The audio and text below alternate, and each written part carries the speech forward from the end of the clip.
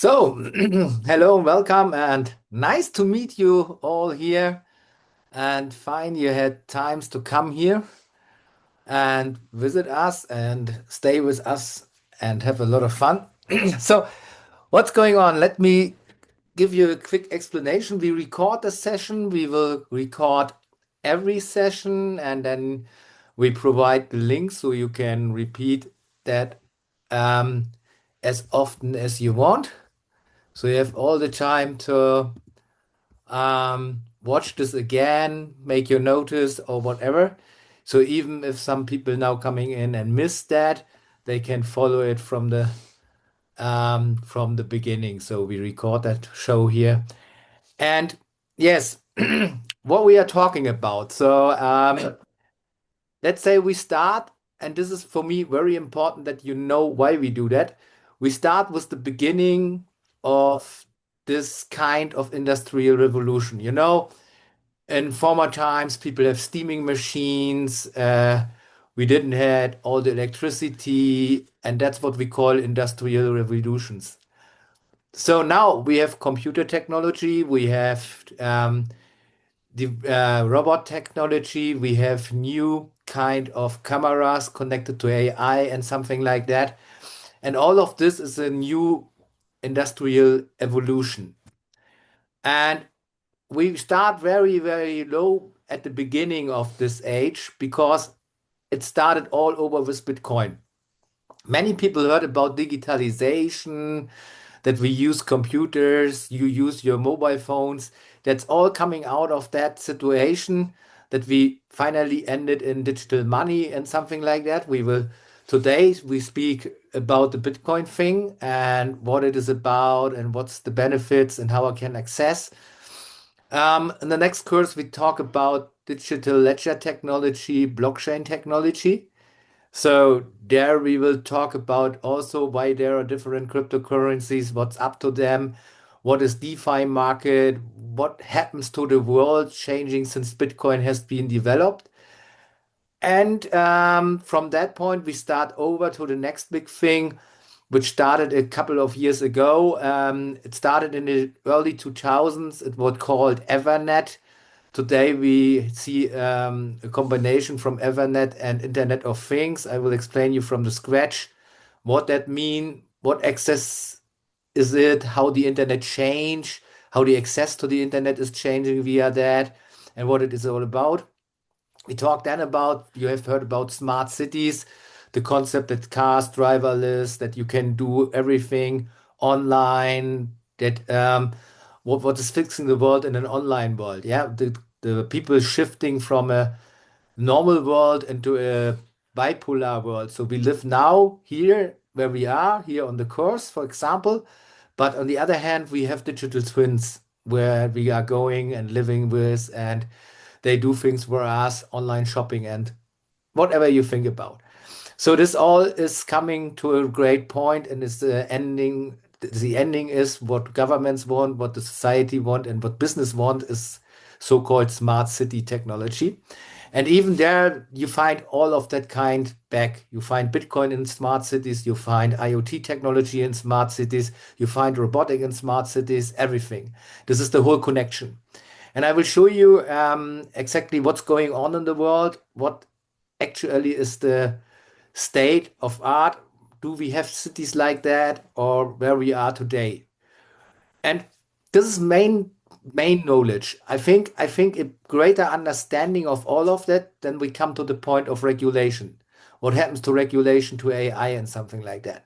And if you finish this basics, you will likely see what's going on in the world, how the world is changing, and how can we be part in that world. Because I think if we go to elections and we vote a governmental party or something like that, we have to know about this technology because governments using the technology to regulate us.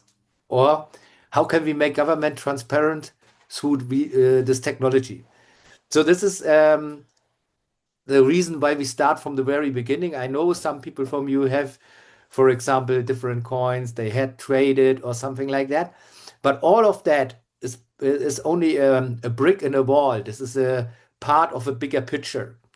So after that, we will have a lot of hours spending on AI because I want to show you how you can use AI to follow up what you have learned from here, how it can support you to find your way through all of that by your own.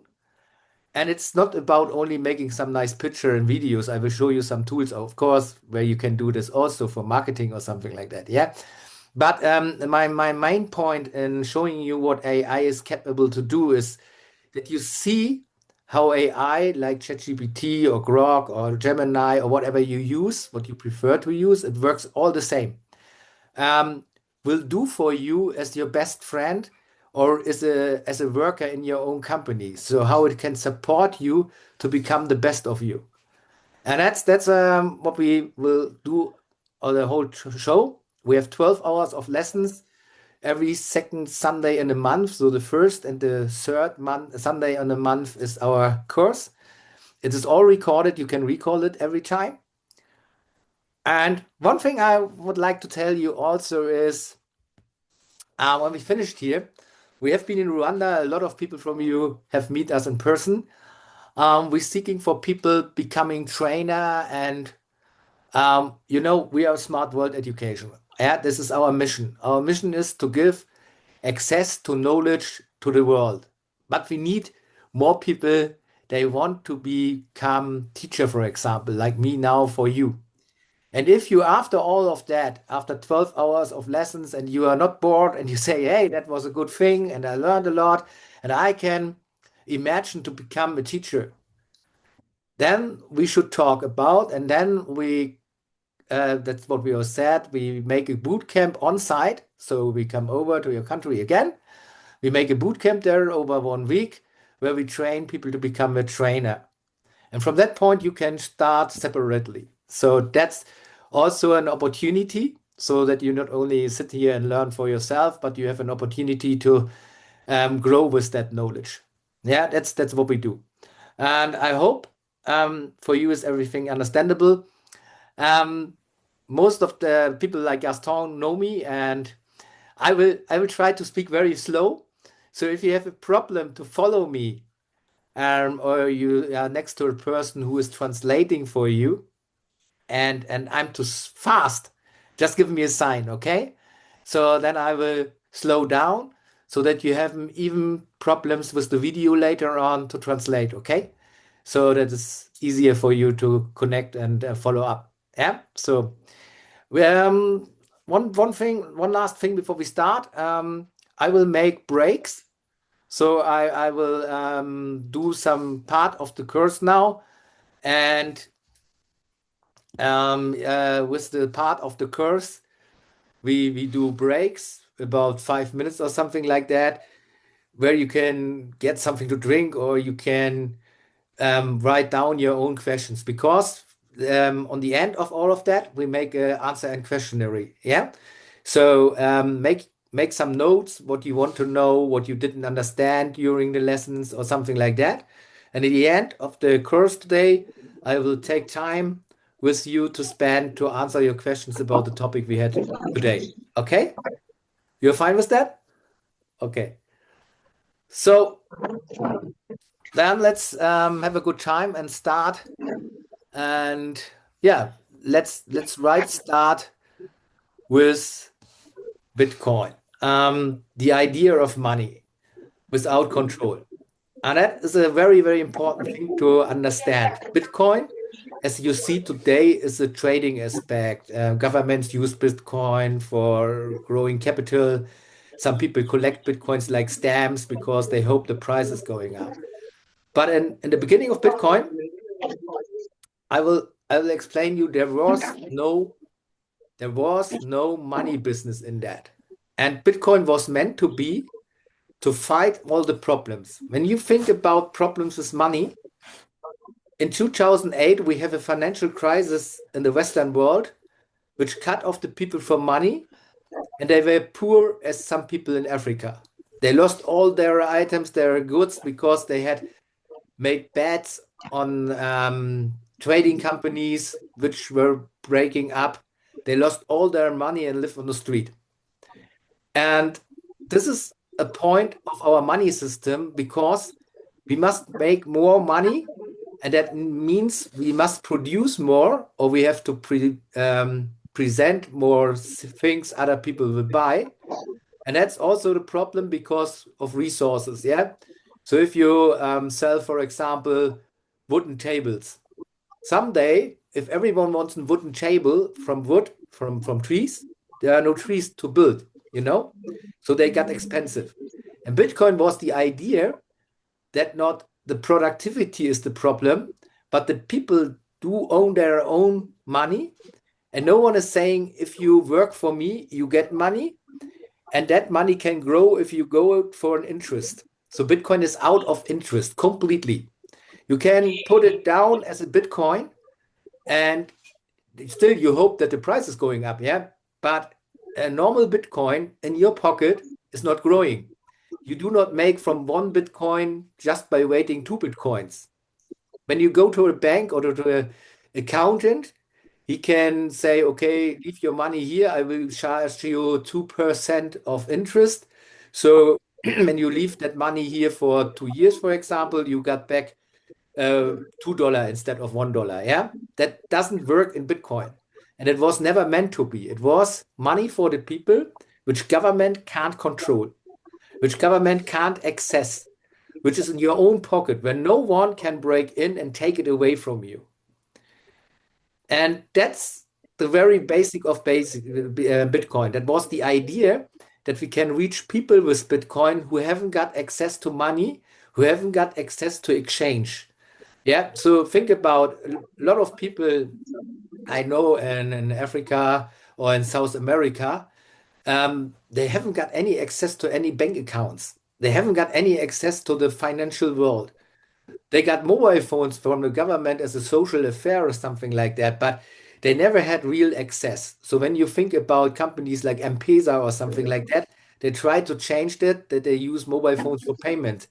Yes, but the idea of Bitcoin was the first one. We want to make a monetary system where we can spend the money all over the world without restrictions and can to send the money and an advantage from 10 minutes. So that was the idea to support people by remittance or whatever.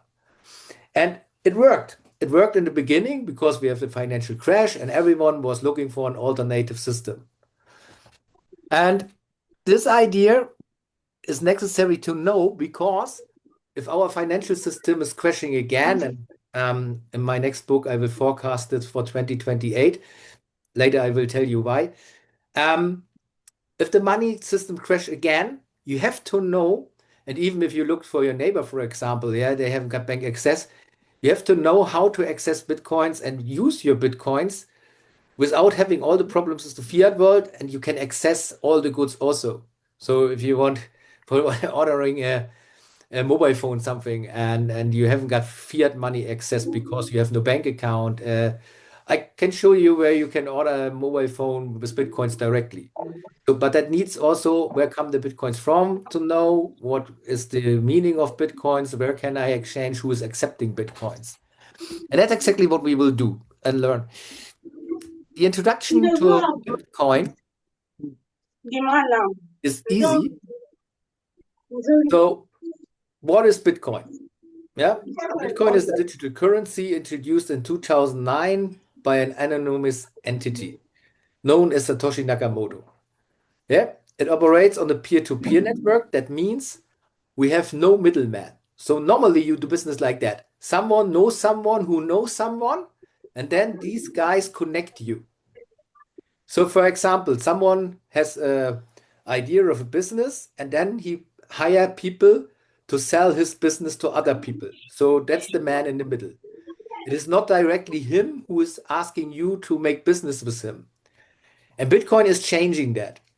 So when you are access to a wallet, I show you later, you can send your money directly to the other guy. So if someone runs a business and you know the business owner, you do not have to visit him to make this deal. You can do it directly, and you do not have to a third person, a third party, who is telling you that the person is there. The person can advertise, and everyone can connect to him via Bitcoin, and that allows to swapping money all over the world without banks. Yeah, we can receive payments without relying on banks or governments. Unlike traditional currencies, Bitcoin is not issued or controlled by any central authority. There is no central bank. There is no stakeholder interest. There is no monetary system around Bitcoin. From the very basic on, Bitcoin is just there because it is a Bitcoin. As you say, uh, $1 is $1, one Bitcoin is one Bitcoin. If you say 1 cent is 1 cent, one Satoshi is the same like a cent in a dollar system. So, and that means we have a completely system which is like money. We can exchange it for goods, but the only thing we do not have is that we have to place the money in a bank to be sure that the money is secured there. So no one can bomb Bitcoin. Yeah, you can bomb a bank and run away with the money. Then people say, okay, there's an insurance. But we had cases in the world where governments failed to work with money and then they confessed all the money from the people from the bank. In Bitcoin, it's impossible. No one can take the Bitcoins away from you. You are the only guy who can give access to the Bitcoins or can send the Bitcoins. Yeah. What is it has a technology behind. You call it blockchain. It is not the same like Ethereum is working or something like that or other coins. Blockchain is a little bit misunderstanding. Bitcoin is working on a timestamp proof system, which proves that something has happened and tells the truth, which can't be falsified. Yeah, because Bitcoin has no owner. Yeah, that means it uses blockchain technology, decentralized ledger records, but in a different way than DLT systems do, or what we call normal blockchains today. They're very different in technology. In Bitcoin, it works a little bit different from that.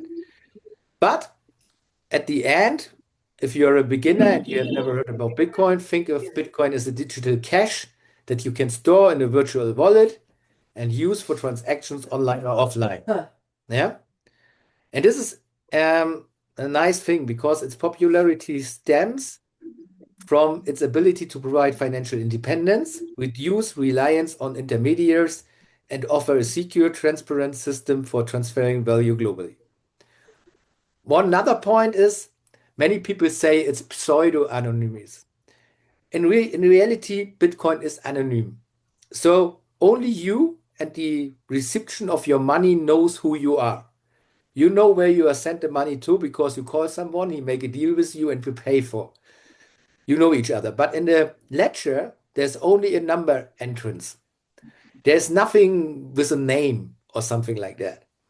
And no one can say you have done that business from and can say you are the number one, two, three. No one can say as long as you do not say, hey, I'm number one, two, three. As long you to never tell someone, it's okay. But if you go, for example, and you register on an exchange, you have to do KYC.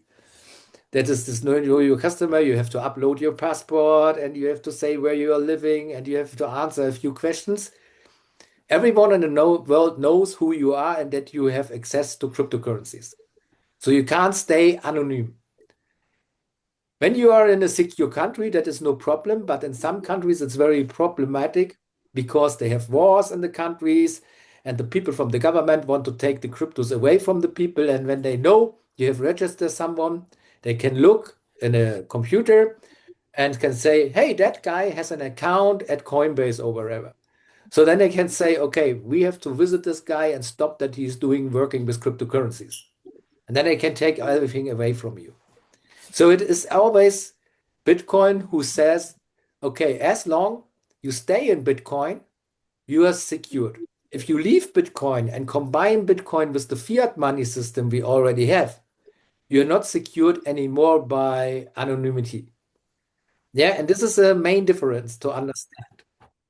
And this is what it is. Yeah, we have decentralized digital currency. We use a kind of blockchain technology, which is a little bit different from that what we see today. We have digital wallets and transactions, and we have financial independence benefits. That's the idea behind Bitcoin. That's what Bitcoin is all about and what it should be and what would it be. And when we look a little bit more behind all of that, we come to some principles. Decentralization is one of the biggest point in Bitcoin, removing control from banks and giving financial power back to individuals. That's what you have to accept. This is what's the main thing you have to understand is that you control Bitcoin, not Bitcoin is controlling you. No one has access to your Bitcoins until you say, I give you access. A lot of people from maybe have heard they had some bitcoins and then someone was coming and saying, "Give me your bitcoins," and then I work with that and then I run away with the bitcoins. So that's not the problem of the Bitcoin system. It's the problem you didn't know that this guy is a fraudster. So you gave your money and that was all. But it's not the problem of the system. When you hear that Bitcoin has been hacked. It is not Bitcoin who has been hacked. It was an exchange where the people break into the exchange and steal the Bitcoins and other cryptocurrencies. They have access to that. Yeah, because you do not control your funds on an exchange. The exchange is controlling your funds for you. And this is not the Bitcoin system at all. At least it is there. And Bitcoin promotes financial freedom, allowing users to transact globally without intermediaries. That's exactly what we said. And in the moment you control your money, and this money is limited, you have to exchange against goods with people if you can't exchange for fiat. In that moment where people are not able to exchange their Bitcoins into fiat money, they have financial freedom because it's the same thing about you miss something. You will cook in the evening and now your tomato is running out, yeah, or the chicken is out, but you know a neighbor who has chicken, so you decide to go to him and ask for a chicken, and he asks you for something he needs, pepper or salt or whatever he needs, so you do an exchange of that, and this is not money. And so Bitcoin is an exchange of an idea that you can secure that the goods you get for you are real. And then you have a transparency ledger where you can always look, I have paid that guy and he has sent over me that. So no one can say that doesn't happen. Yeah, and in former times, people were saying, "Oh, I didn't reach the money, so you didn't pay me. So what will you do next?" Yeah, because I'm coming around and will tell you that you didn't have paid. In Bitcoin, the difference is you can look into his account and can see that your money you have sent is in his account. And this is totally different. You can't go for a bank and say, let me check the account from my colleague. He has charged me some money for a deal, and now he's telling me the money is not there. So no bank will say, okay, look in his account. They will say, okay, you have to fill out a form and we will check that out and something like that. And you have paperwork to do, and it's a long process. But in Bitcoin, you can exactly see the money has been sent there. And then you can go to the guy and can say, here's the proof that I paid you. What's up to you? Why didn't you send me the goods? In the meantime, you can also say, okay, we meet somewhere and then we sit in a coffee bar or somewhere, and then we do an exchange of goods against the funds next to next. So every time you do a deal with Bitcoin, it's secured and you can be transparent. And that's the idea of everything because it turns up our fiat system completely. There's no interest. You can watch the money going from A to B. You can see where the money is and who has access to the money. And this money is only in your pocket and no one else can custody. And that's example, yeah. This is example for empower individuals to control their wealth. Yeah, that's what it is. And that was the idea behind. And the idea behind was also that it is made for people who haven't got access to the fiat world. That's all about Bitcoin. So when we start to go over, um, everyone was in the beginning asking, how is Bitcoin working? Why should I trust the Bitcoin network? Why can I trust that system? That's important to know because for many people, they trust the bank and say, my money is secured in the bank. So if something happened, they have insurances, and then I do not wrong. I can work with my money, or I use my mobile phone, and I know how mobile phone works. In our world here, I will say in Europe, America, and everything, people do not use technology only because they have the technology. They always want to know how can I trust that system. Yeah, because they are all afraid that someone in behind is controlling the system, and then one day he appears and take off all the money of the system and runs away. So in Bitcoin, the people were thinking, okay, Satoshi Nakamoto, who is Satoshi Nakamoto? What will happen if Satoshi Nakamoto comes back to the world? Can he open all the Bitcoin accounts and run away with that?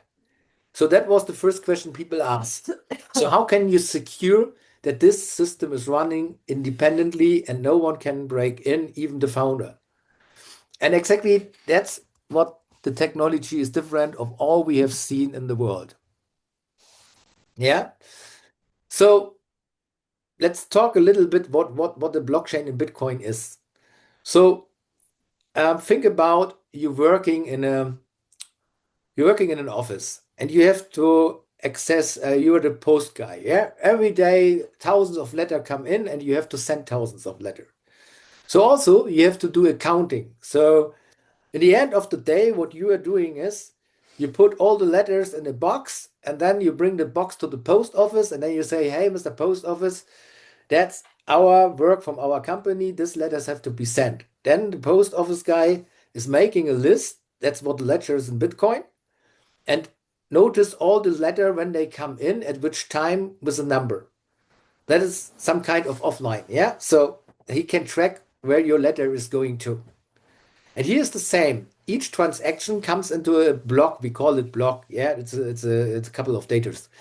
So and this block is limited. We can't put a lot of letters into this block or transactions. Yeah, it sometimes it's full.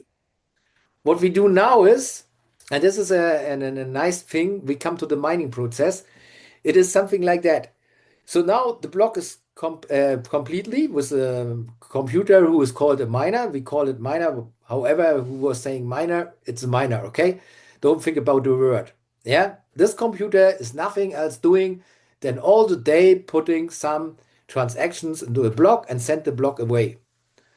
And then the block goes to a control. So think about your post office is sending that to a center for post. Yeah, so you're sitting in Kigali or wherever and then you will send a letter to Kenya. So it's going to your post office, and the guy in the post office sends this entrance with this ledger and all the letters to another station, which is delivering from there to different countries, a big station. So they must make sure that the guy in your post office has done a good work, that the box is right, that the stamps are all on the letter, and whatever.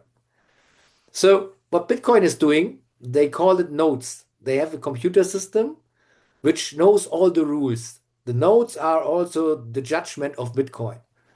So now the block is full of transaction. It will be sent to a node, and the node will connect to the block and will say, okay, there has to be a code on the table, there has to be a code inside, the codes must match, and so on. And it is checking the block from up to down and down to up and says, okay, all in there follow the rules, and we know the rules. So, yeah, you got the proof, and that's okay. The proof is coming on that thing. So the protocol of Bitcoin is making a stamp. We call it a nonce. The proof is not a stamp like that. Yeah. So you see only that there is a number of zeros adding to the block. Okay. So then you know exactly, okay, a node has checked whether the block and all the transactions are legal or illegal. That's all. That's the node doing. And the fantastic way is now they do not send it to the reception directly. Every miner, and we have actually 2.5 million miners in the world, so everyone can build a computer called miner and put their own transactions in their own blocks. So on top of the block, there are Bitcoins which haven't been confirmed. That's the nice thing about. So a block is full, and then someone is putting a reward onto the top of the block. Actually, that's 3.125 Bitcoins. But in the blocks, they are not confirmed. They are just in there because they got the proof that they have been filled right. And then they said, okay, put some Bitcoins on top of that. And then they sent the whole block with the new number on it back to the miner who has created that block. And this miner now must find out which number is behind the zeros. That's the magic in that. Okay, the zeros we have added to the block, the numbers we put as a proof that that block is the right one, is a hidden number. It could be, for example, 1500. And then all the miners in the world, think about 2.5 million miners get back their blocks. There are Bitcoins in there are transactions in there, and there is a number of zeros. And now they have to riddle the right number. Yeah, they have to say, okay, we will try to change the number of zeros as long as the number fit. Think about a locker for your bike. Yeah, you have a number locker. And you come there and you want to steal the bike, and it is closed with a lock. And there are numbers on. What do? You just brute force, and then you try to find the different numbers by changing the number on the lock. Yeah, you say 314, it's not working. 3388 is not working. And then you try. And think about the same thing is doing a miner in that thing. He puts a number into the zeros and hopes that the number works. And the whole rest of the number says, hey, we fit in there, and then the solution is found.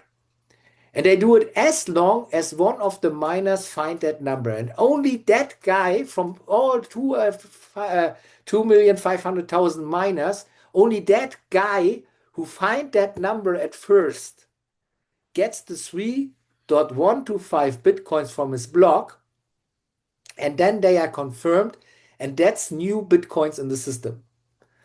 All other transactions, all blocks have been created. All 3.125 Bitcoins get zero value. The transactions go back where they're coming from, and the next round is starting. Next block, next check, next Bitcoin on it, next number on it, riddling the number again and again until all transactions have been done in a day. So that's how Bitcoin working.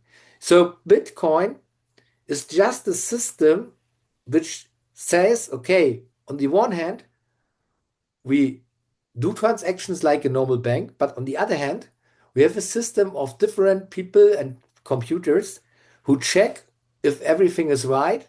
And then the system is proving that this guy has done his check because a new number is coming, which has to be found. And I think most of you have heard about that Bitcoin is energy wasting and something like that.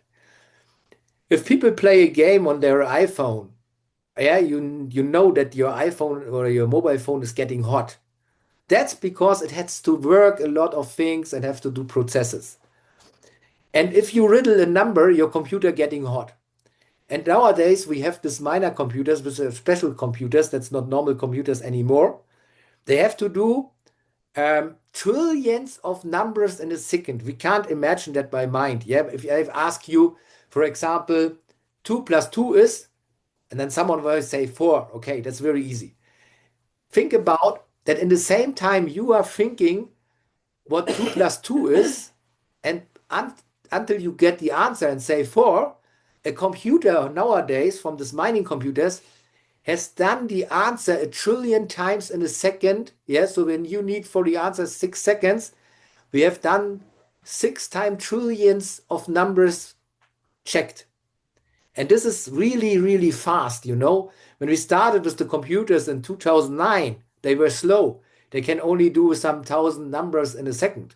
Now they can do trillions numbers in a second to riddle, you know. So that's why that number they have to find are very difficult to find.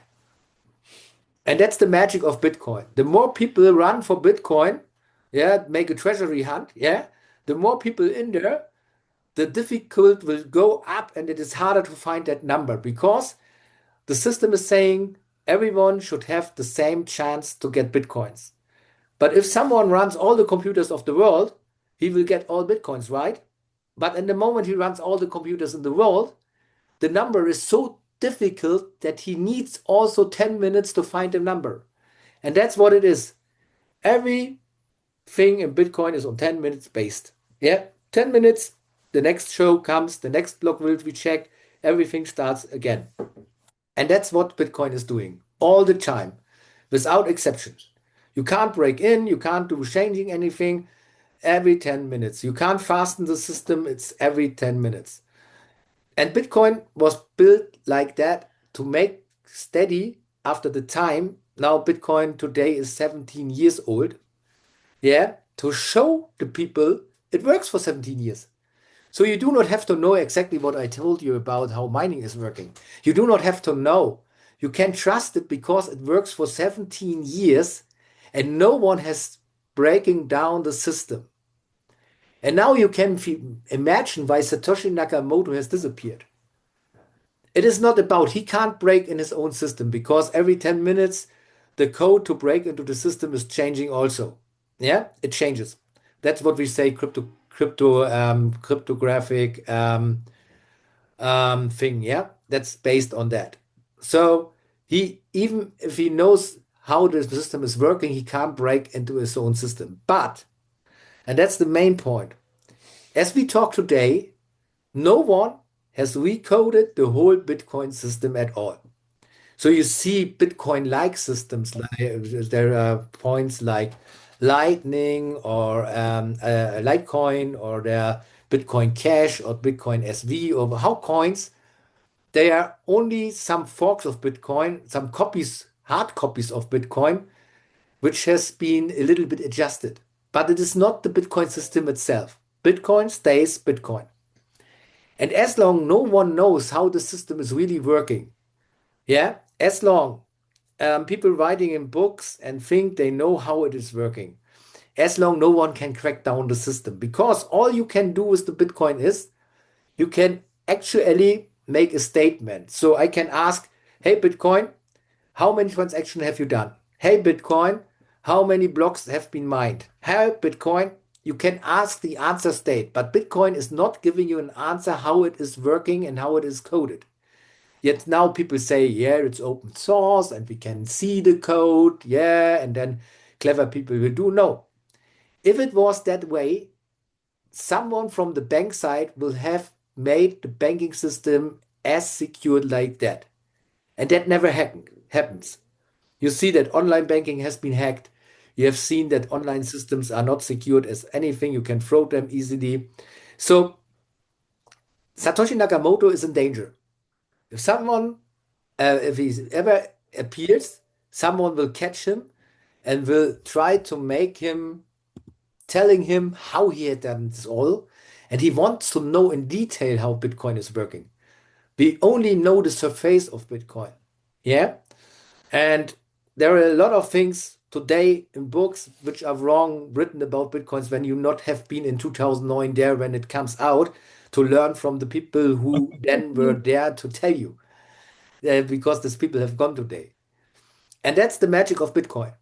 As long no one really exactly knows, and no book, I tell you, no lies, no book is telling you exactly how Bitcoin is working because they can't do. They can only repeat what other people think Bitcoin is. Yeah, as long this is, Bitcoin is the most secure system in the world. And it stays for 17 years. So when people nowadays talk about that, and say we can't trust Bitcoin. And I say, okay, 17 years not break in by hackers. And believe me, the best computer hackers in the world try to hack Bitcoin because it's jackpot. If you hack the system of Bitcoin, you got that money, and if you can steal that money without someone knows that, you're a rich guy today. Yeah, think about Bitcoin has been a couple of months ago about $100,000 and more, $120,000. So people always try every day to hack Bitcoin. And that's what it is. So, um, before we start to talk about wallets and transactions, um, and we come to that point, I just want you to make your mind. Let's do a little break here. and let's talk about the things we are in there. So what do you think? Do you have any questions or something like that?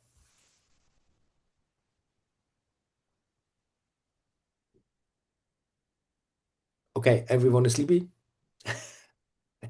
Maybe that was too boring. No, I don't think. Let me check the check. We have something here. All is clear. Fine. Yeah. Okay. So just yeah, if you want to say something, feel free to ask. There are no stupid questions. For my opinion, there are never stupid questions, only stupid answers. Yeah. So we are here because some people do not know anything about it, or some people have questions. Just ask. Okay. Okay. Then let's go and start over with the next topic. Um, we talk about wallets and transactions. And one of the main points in Bitcoin is Bitcoins exist even if there is no wallet. Because when we talk about wallets and transactions, we have to know something very special. Bitcoins are only a number, yeah? And think about like that. You have a paper where a number is on that, and it represents an excess. It's like a voucher, yeah? You have an excess to money. So if, for example, you give a voucher away, Amazon $50, so a Bitcoin is nothing more than a voucher. As long you have the Amazon voucher about $50, this $50 have never been spent. That's what you call an unspent transaction. Only in the moment you go to Amazon and say this is the code for the $50 and then you spend that. It is there. The money is away, the voucher has been fulfilled. So for that guy who is you give the $50 for Amazon, it's also unspent because now the money is in his account, but it hasn't spent to another person. It's only in an account. And that's why Bitcoin is called an unspent transaction system. So there is no physical Bitcoin or there is no Bitcoin in the machine. It's only every time a voucher which says you have access and you can access to a transfer of something that represents the value of $10. Yeah, that's what it is. And you can then decide what happens to this money. But it is not that you have the money in your hand and then you give the money away like in your pocket money. That's not the truth. The truth is you have a voucher in your pocket and then you give the voucher to the next person and he is giving you something for the voucher and then he can use that voucher for the next person to get something for himself. And that's why we call it unspent transactions. Yeah, they are as long unspent as you do something with that. And a wallet is nothing more than a code of all your funds in there. And this code are unspent transactions. Then you say you want to use something of that. You sign a voucher with your private key in the wallet and send it away. So that's how it works. And that's why Bitcoin works without wallets. Yeah, because still these unspent transactions there. But we need wallets to make it visible. So without a wallet, you can't see that Bitcoins. Yeah. So you can't see that voucher number. You can't see anything. So to use Bitcoin, you need a digital wallet which stores your private keys, the codes that allow you to access and spend your Bitcoin. Wallets can be software based on your phone or computer or hardware devices for extra security. That's another thing, and I beg you, do not buy a ledger or treasure or something like that, and do not trust people telling you put your bitcoins on hardware. You can you can do your hardware on your own. I can show you if you want. You can make it on a simple USB stick of your own. You do not have to go to a shop and buy a USB stick from Ledger to put your private keys on there. The most secure way is do it by yourself, but never trust in that devices. store your Bitcoin hardware and your private key, and this is all what you need. Your Bitcoin wallet is on your mobile phone, and your private key is locked in a where someone else can't get access to. And I will tell you later how you can make sure that your private key is really sure. Because this voucher, this private key, the number you get, you open a wallet and then you get this number or you get some words. Maybe, some people who are firm with Bitcoin have seen they open a wallet and then they got 12 words or 24 words. These words are the vouchers of your Bitcoins and they do updating everything you get in access. So someone is sending you 5 Bitcoins, your wallet knows now you have access to 5 Bitcoins, and this information is updated to your words or to your number you get the private key. If you lose the access, another person can get it like a bank check. If you have a bank check and you put the money in there and you sign that, a blanco check, for example, and you lose it on the street and another guy find that check, he can go inside the bank and then he can access your money because he has this check with your signature. And that's what your private key is. It is like that check. Okay, so you have to take care about the check. That's how Bitcoin is working, and this is the security also. So transactions occur when you send Bitcoin from your wallet to another, yeah, using their public address. So think about you have an account or you use M-Pesa or something else. You have to provide a number where you send the money to. Yeah, someone is asking you which is the number of the bank account from the reception or wallet from your phone, and then you type in the number, you type in the amount, and it's going there. A public address is the same. A public address is nothing more than the reception's number where the money is going to. Yeah, and these transactions recorded on the blockchain, ensuring transparency and security. Um, when you're a beginner, think of your wallet as a digital bank, yeah, but without the bank. You are the sole owner and controller of your funds. And this is the independence in Bitcoin. You got your wallet, you got your private key. So when you lose your wallet, you can recover your funds with that private key. That is important to know. Yeah. If you have a wallet and the guy who has coded the wallet for the computer is saying, I don't want to have this wallet anymore, and he shut down the system behind the wallet. So you haven't got any access to your Bitcoins anymore. You can use that private key, download another wallet, type the number into the send field. There you press send, type in the private key, and then the system recognizes, wow, these are funds, and then your funds immediately back on that new wallet. So you never have to be afraid that you can lose your Bitcoins as long you know the words or the number. That's very important. That's everything you have to do. You have to secure it. You have to secure it in a way and don't panic around with this number. Yeah, some people go nut about that number because I will say you if you lose your phone or something else, all your addresses have been gone for good, and no one can recover it because no one has access to your cloud. Really? So what do?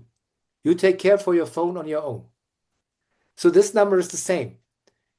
You can take care about that number on your own. No one is coming in your house and saying, give me your number because he doesn't know that you have Bitcoins. That's exactly what it is. But if you are the big guy and you're going to the internet and says, wow, I have 1 million Bitcoins, what likely will happen? Someone is hiking you, someone is getting you away from the street, and then he treats you with some electricity and says, will you give me your number? Are you willing to give me your number? So you can break every cryptocurrency and every system which is locked by um, cryptos. You can easily get access to. You just have to get the guy and you treat him a little bit, and then he gives you this number. Yeah, that's normal business of gangsters.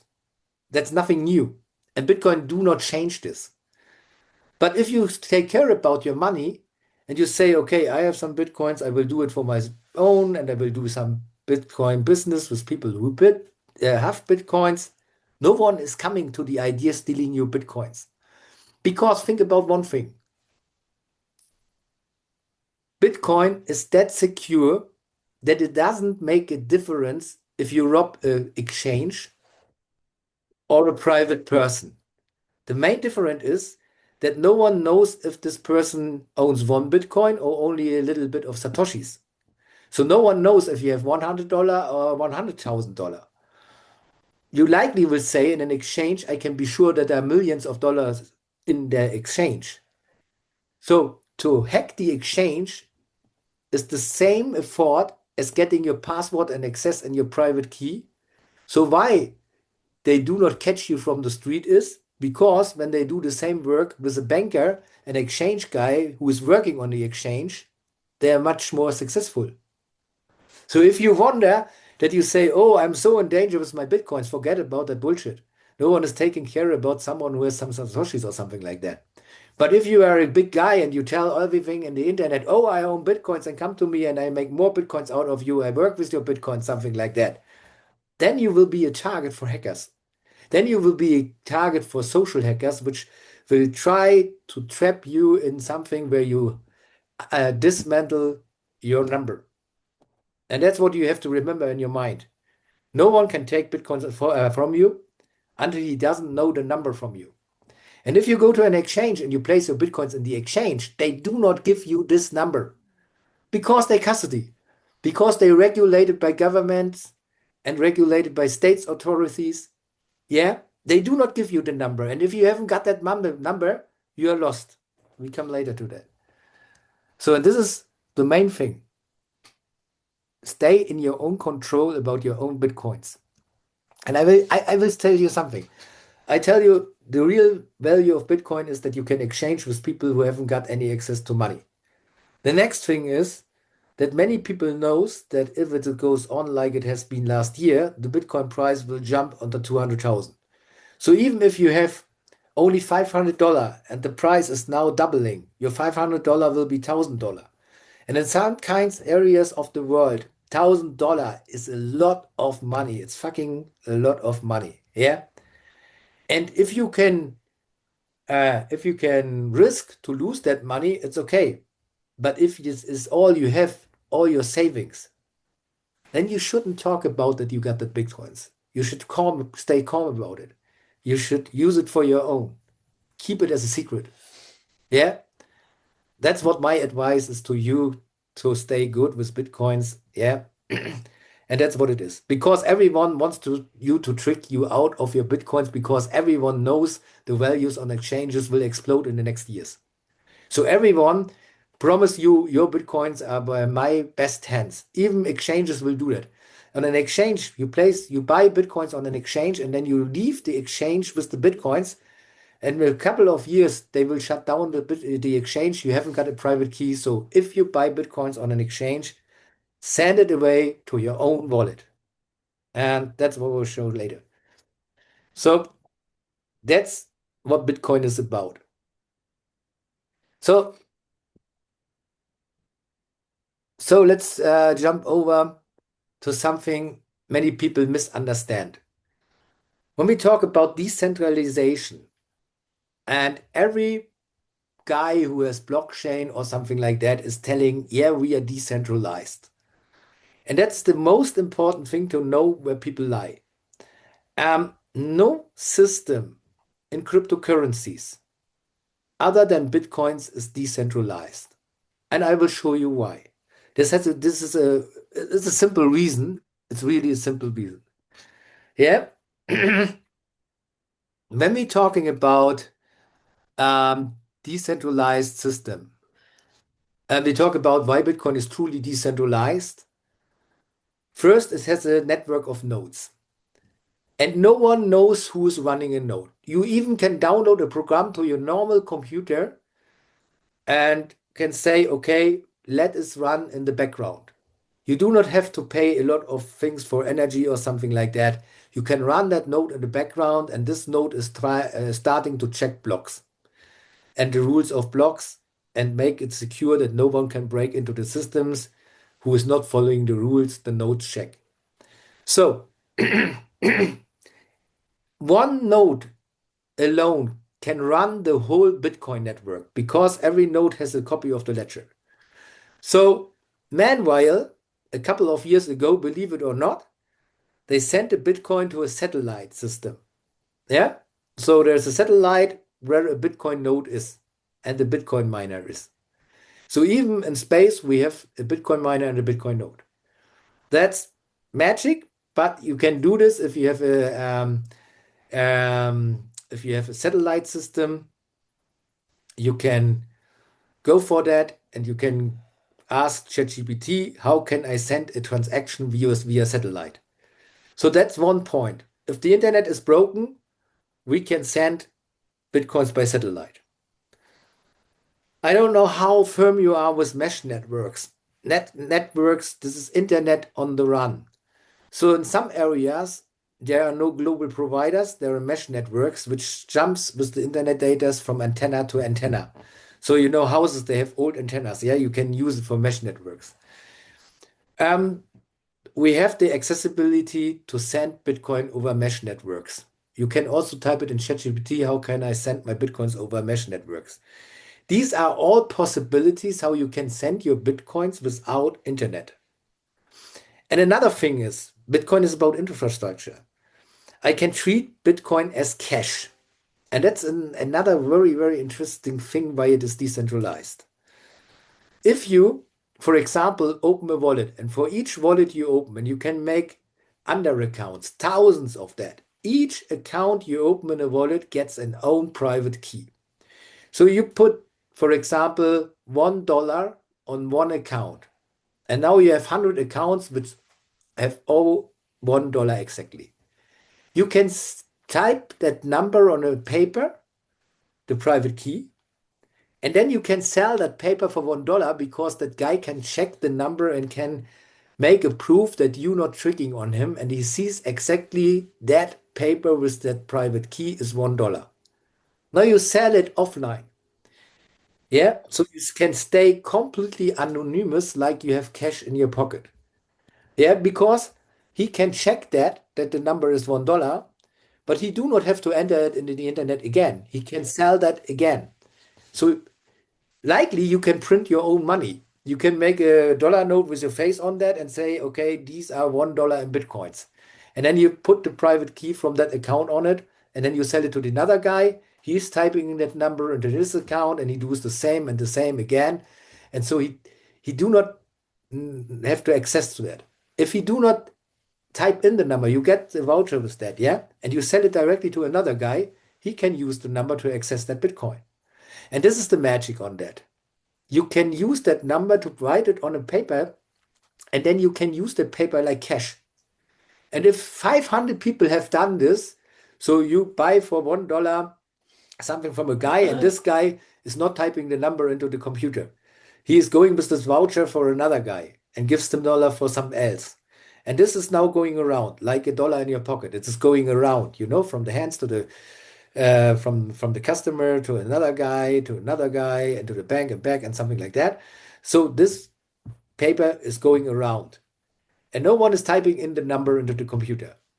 You have an item of exchange. You have exchanged money, which you can check whether it is $1 or not, and no one can take it away from you. No one can say, "Tell me where is the dollar you have spent," because on the ledger you can trace it.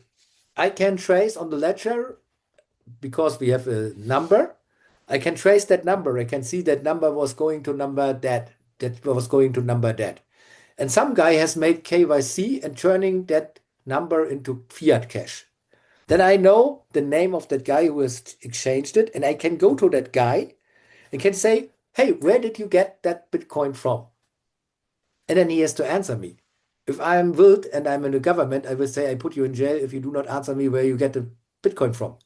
Then he will tell you, "I got it from that person." And then you go to the next person and then you say, "Hey, where get you that Bitcoin from?" And do the same. But if you use it in a way that you put some money on different accounts with different private keys, and then you sell the private keys, there is no record you can trace. This is important to know because that makes Bitcoin unconfiscatable. You can't confiscate Bitcoin. It's unconfiscatable. Yeah? You can't take it away if you do it that way. It's and this is why the white paper of Satoshi says Bitcoin is electronic cash.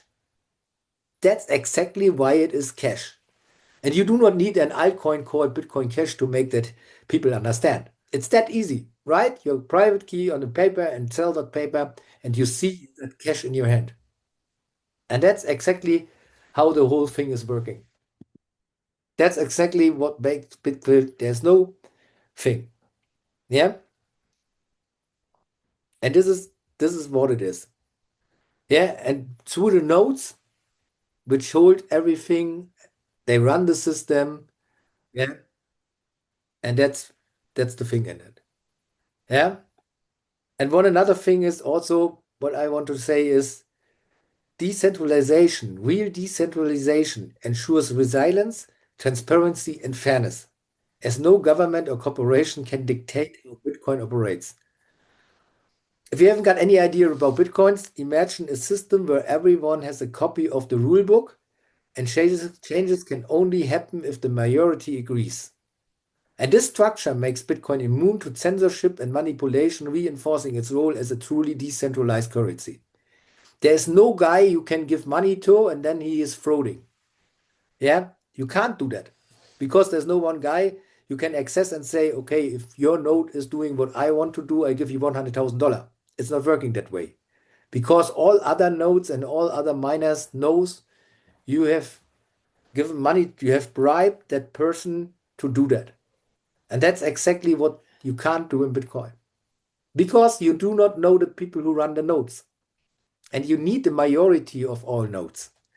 And that's impossible to do because we run today around 700,000 nodes and no one knows who has a node. So when we come to a thing many people have heard, um, today we have a lot of different, I would say, blockchains. Many of you have heard there is a blockchain, there is a blockchain, there is a blockchain. And the difference in that is they say they are decentralized, but in reality they are distributed. While Bitcoin is decentralized, it is important to understand the difference between decentralized and distributed systems. A distributed system spreads data across multiple locations, okay? So, but it can still have a central authority controlling it. Let me give you an example. Most of you know Netflix. So, Netflix is a distributed channel system. What does that mean? There's one ownership of Netflix. Maybe this is a group of people, or maybe it's only one person, who knows? Okay? But now, every program director of a channel can decide what he will put into the channel. So he's the boss of the channel. So all that is distributed. Yeah, so you have a sport channel, you have a channel for action movies, you have romantic movies, or whatever. Yeah. So these are distributed. But there is the one boss who can say, okay, guy, you are the sport director, but I'm your boss. I will fire you. So then it's gone away. And in the distributed ledger systems, it's like the same. You have shared the ledgers over different servers from Amazon, from Apple, from Google, or whatever. So no one can shut down the ledger itself. So you say the ledger is decentralized. But the government guy can go to your network, to your coin, and can say, shut it down, or we will shut you down in a jail. That's exactly the difference. Here you can't go to Satoshi Nakamoto and can say to him, hey, you created the system, you must know how to shut down the system. It's impossible because he created a system which he can't shut down on his own. Yeah, but everyone wants to know. So he has no entity you can charge. He has nothing in there where you can make a stand that you want to shut down the system. Every other blockchain in the world, every system who is transferring ownership, meme coins, or if you go for NFTs or whatever, they have a single entity you can shut down. Even if I'm a clever guy I will shut down all exchanges in my country because of one thing. I can do it. Yeah. It doesn't need a reason for me to do it because I'm at the morning, in the morning, I'm moaning, I'm sitting in front of the mirror and say, what was the biggest thing in my life I've done to my people to sweat them? And then I say, okay, we put them all in jail. It's boring. Okay, we threat them that they have to pay more taxes. It's boring. But what is to take away their gambling system? That thing they make money with. So then they do shut down the exchanges.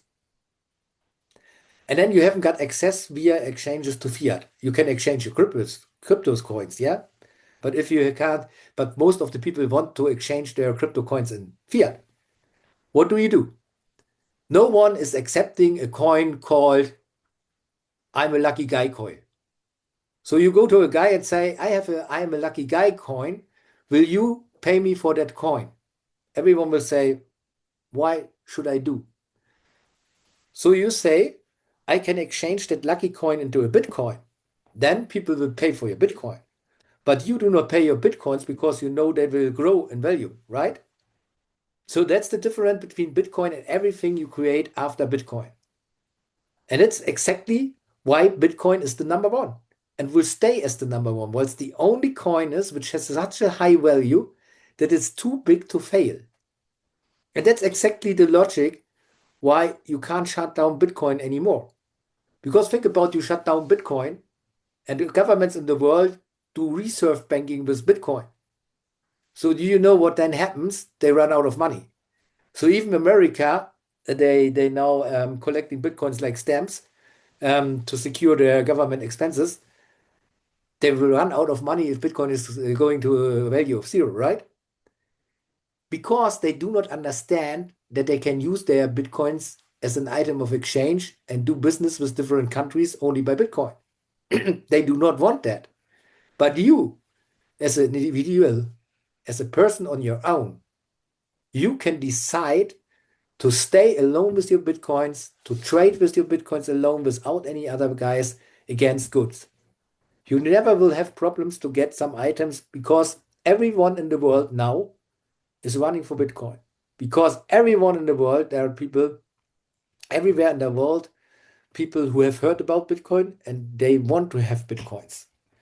So if you're stuck somewhere in the world and you haven't got any access to fiat money, just make an advertisement in the newspaper that you are willing to sell some Bitcoins. You will see people run for you. And this is nothing I tell you because I'm Jörg. That's something I have tried all over the world. I have traveled to 120 countries and we see it. We see that people use it. Think about your neighborhood where the banks have been closed because there are some fights of some warlords. People, they will be glad to have access to Bitcoin because that's the only thing they have to exchange and they got a value that some other people will give them some items to survive. Think about that way. If you haven't got anything to exchange, how will you survive? But if you can use Bitcoins and you do mining or something like that, that's the reason why people will give you something for that. Because on the other side, they know Bitcoin has a value. And this is an immaterial value. This is an intrinsic value. Bitcoin has an intrinsic value because it's only there for one reason, providing you with a monetary system which you own, which the people own. Yeah, since years, since hundreds of years, since thousands of years, people do trading. But now they lost their access to banks, to control of governments. They can't trade as they want. There are a lot of rules by trading and something like that. And at least when you do something wrong, the manager of the bank account will frozen your money. They freeze your money. They freeze your money. And then you sit there and say, why did you freeze my account? And he says, you have to answer some silly questions. And then he says, you have not answered in the right way. And that's not what we think that you do. And you have been honest, for example. Yeah. You have all that trouble in the world. So with Bitcoin, it is impossible to do. So you stay on your own. That's what it is. Yeah. So, and this is what Bitcoin is different from. It is decentralized, no banks, just individuals interacting directly. Yeah. And it is the point. Power is shared among participations.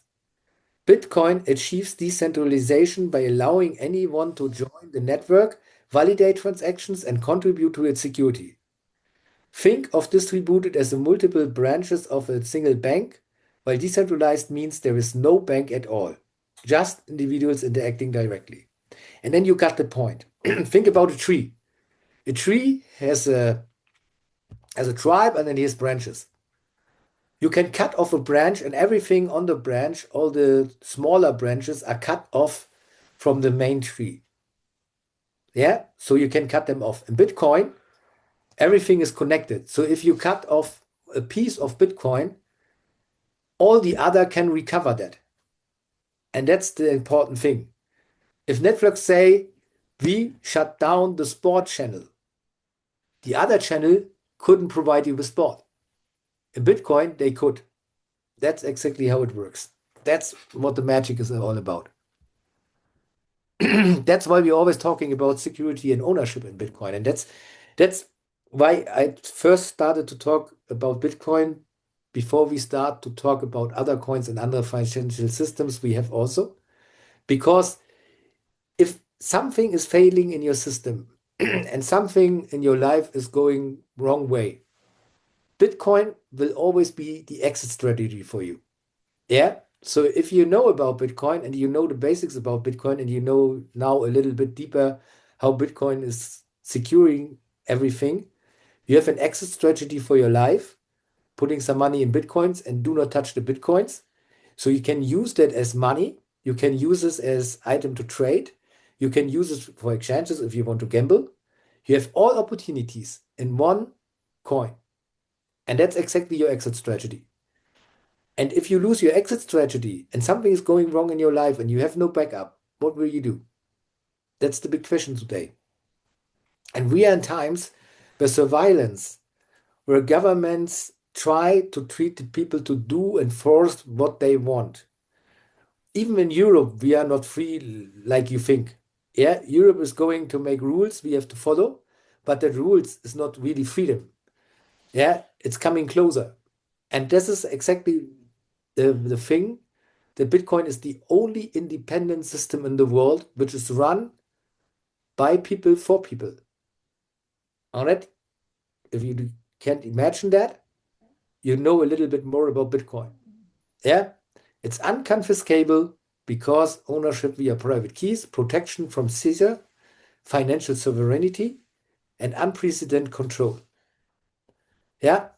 Ownership is determined by private keys, which only the user possesses. Without these keys, no one can access or transfer your Bitcoins, not governments, banks, or hackers. This feature makes Bitcoin a powerful tool for financial sovereignty, especially in regions with unstable economy or restrictive regulations. For beginners, if you haven't got any idea, think of your private key as the ultimate password that unlocks your funds. As long as you keep it secure, your Bitcoin cannot be seized or frozen.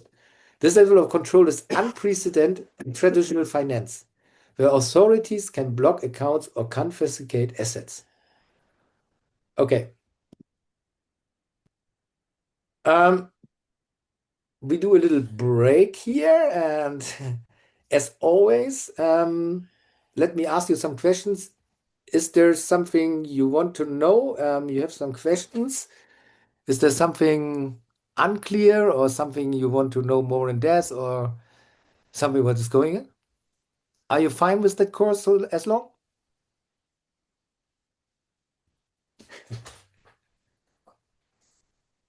I like that. This is always when we do online courses. Ah, Angelica is saying it's okay.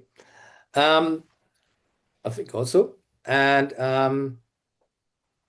I think if you have any questions, you can ask now for that, or we can go on. So we are going to have a 5-minute break. So if someone must go to the toilet or something like we make a 5 minute break and we are back in 5 minutes, okay? So see you back in 5 minutes.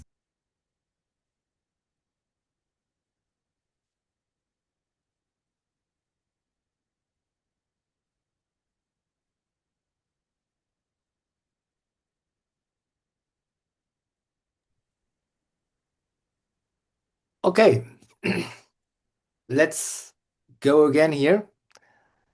Let's continue with our course. And I was deciding to,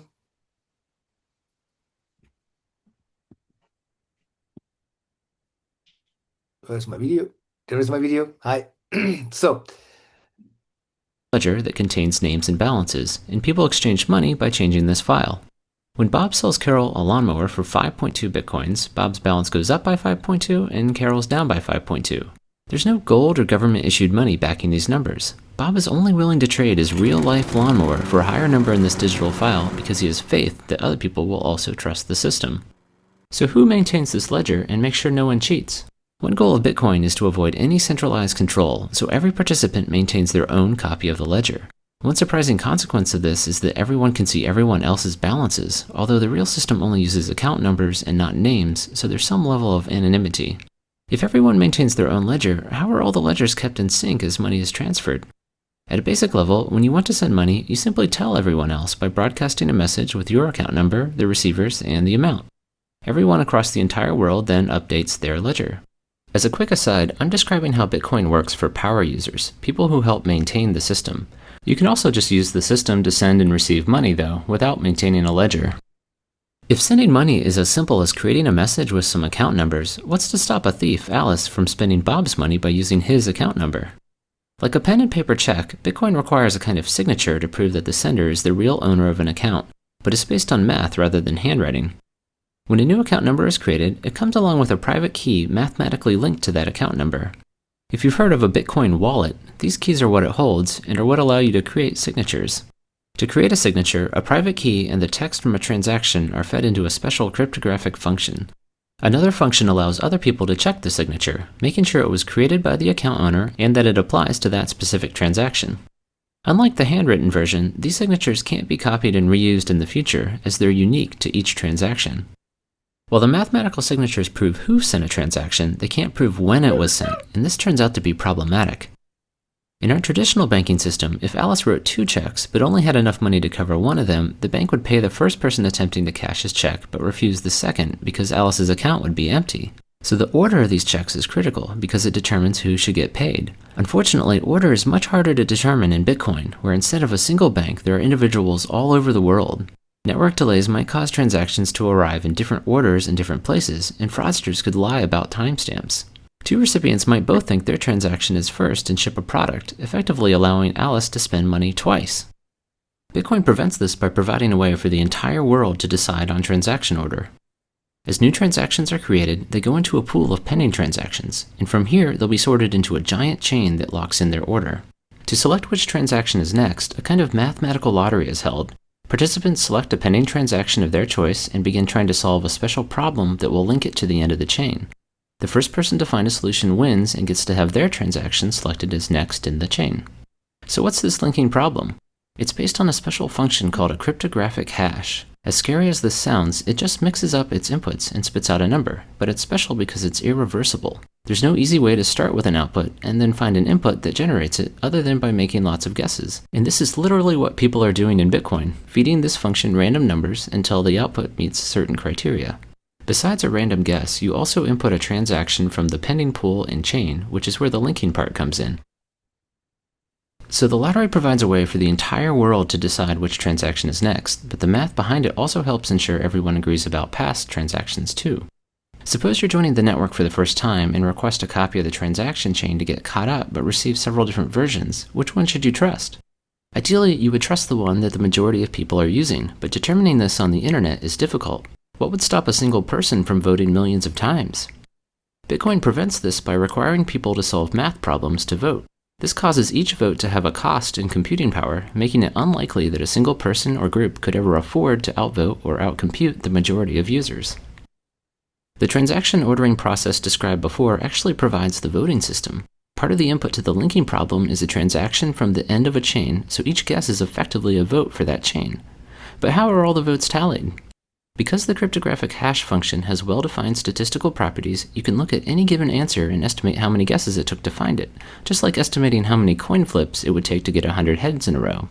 So the links in a chain not only put transactions in order, but also act as an effective vote tally, making it easy to see which chain most people are using.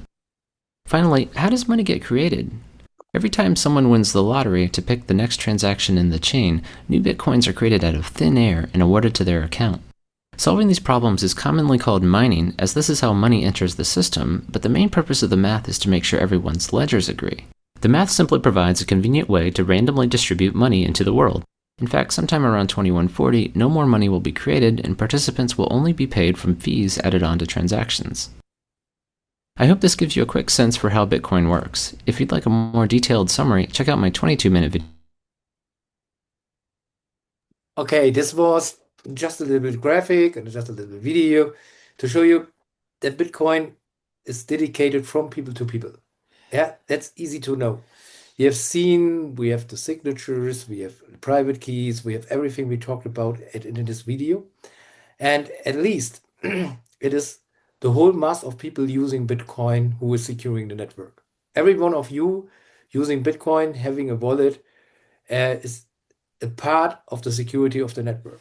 So that's how it works. Yeah, and that makes Bitcoin that way it is today. So that's that's the main reason why Bitcoin is the first choice of a lot of people and why some governments like El Salvador or Japan or Central Africa or whatever using Bitcoin as currency because they have understood what the benefits of this coin is. And that was in the beginning. In the beginning of Bitcoin, everyone knows that, but then the fiat world crashes in and the people have lost the naturally of Bitcoin and understanding. And that's why I think it's important to know because you have every time the choice what you do with your Bitcoins. But if you choose to go for mining, having your own Bitcoins, you will understand what it means having your own money created. Then maybe it makes more sense to you to understand why you should not give that money away easily. But if you just exchange some coins into Bitcoins and go back and here and there, Bitcoin has not that value to you. It's only a way to trade or something like that and hoping it's going up or down. And if you do the mistake, you lose all your Bitcoins. But then you haven't got free access to the world. So that's why I always recommend not to trade with Bitcoins, but trade with other coins. It's okay. But if you got some Bitcoins, some Satoshis, stay carefully with them. Yeah. Do not lose them easily. Try to um, stay with them. Yeah. And that's what it is making sense for all of that. That's what makes sense for the rest of the world. And that makes sense if you want to move and travel around the world and you have the possibilities, but you haven't got access to money, you can use your Bitcoins like money everywhere in the world. Because what I said before, in every country of the world, people know now what Bitcoin is. And in every country of the world, you will find people who accept your Bitcoins, even without exchanging into fiat. You just have to ask. And that's so simple. You just have to ask. Yeah? Okay. As a conclusion, we can say we have some key takeaways. Bitcoin represents a revolutionary approach to money, offering decentralization, security, and financial freedom. It operates without banks or governments, relying on blockchain technology and cryptographic principles to ensure trust and transparency. The most important points to remember from that is Bitcoin is decentralized, not just distributed, it is unconfiscatable and highly secure, and empowers individuals to control their wealth without intermediaries. As you explore Bitcoin further, Focus on understanding wallets, private keys, and the importance of safeguarding your credentials. This knowledge will help you navigate the world of cryptocurrency confidently and secure. Because these principles you can transform into everything you do in your daily life. And the more you take care about your daily life and yourself, the more you will take care about your bitcoins, and the more you take care about money, and the more money is a value for you. That's what it is. Okay. So when we talk about all of that,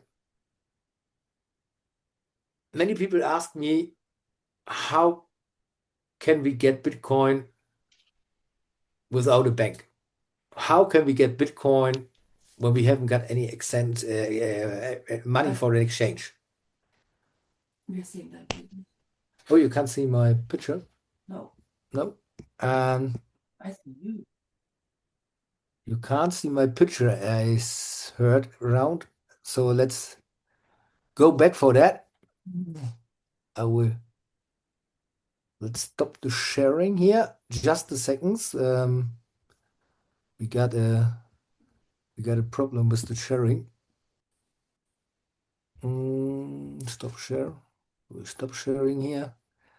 Let's do the sharing again. Can you now see the picture? Yes. Ah, now we are fine with the picture again. Okay, so let's go back. Okay, let's talk again about how we get into Bitcoin without a bank. Yeah, many people cannot open bank accounts. They can't use exchanges. They must pass KYC. And because Bitcoin does not require banks, the access must be built differently. And that's exactly what we do. The key message is Bitcoin removes banks, but access still needs an infrastructure.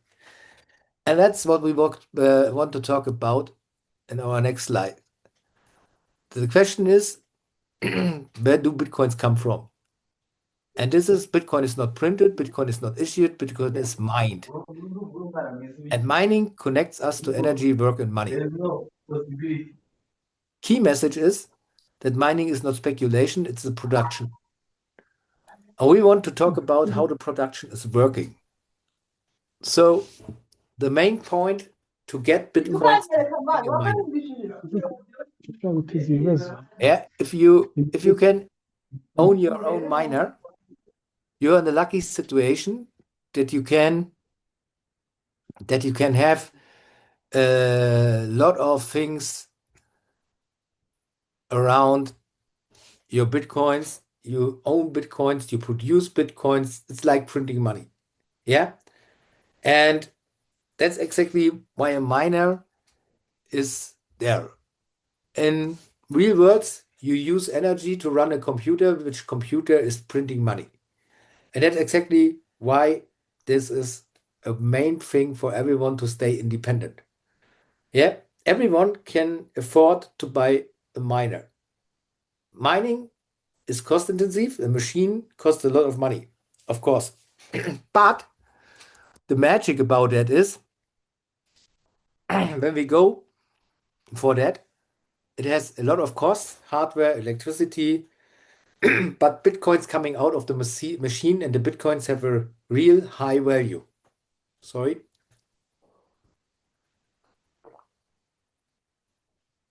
Bitcoins are shareable. And so the costs are. Sorry. Um, you can share the costs with many people. And that's what it is. I will give you an overview about what mining costs are actually. Let's change to another picture. Sorry. A little bit dry here. Wait. I will show you something.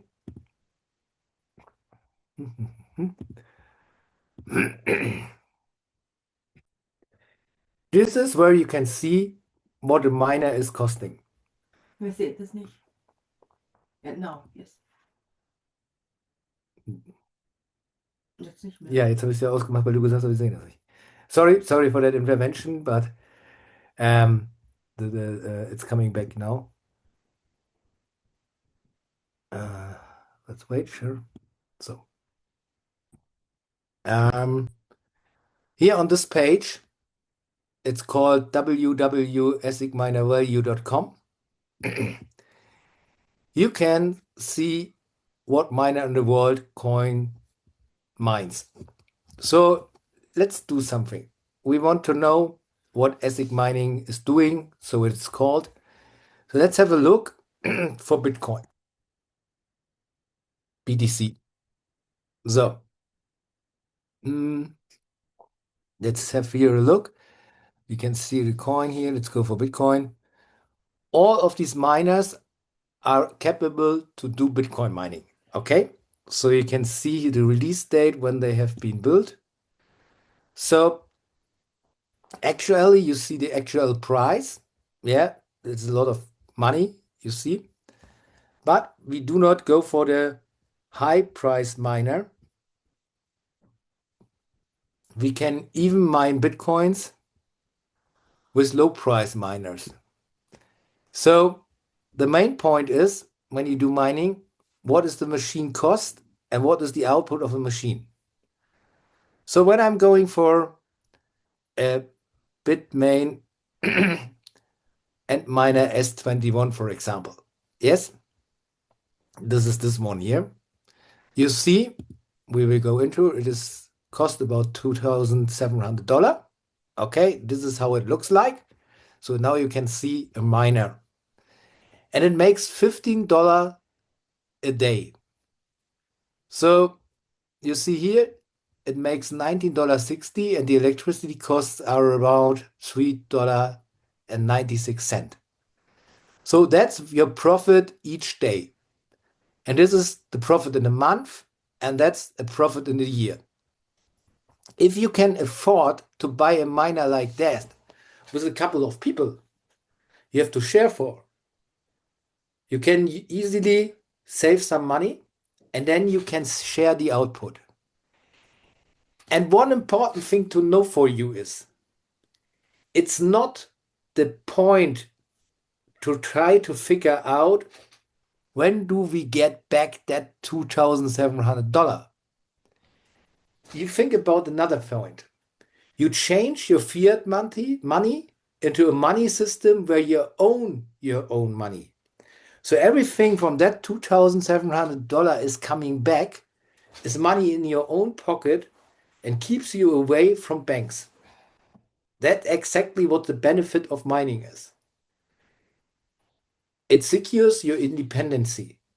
It is not the question, I have invested $5,000, $6,000 into mining, and when do I get back my money?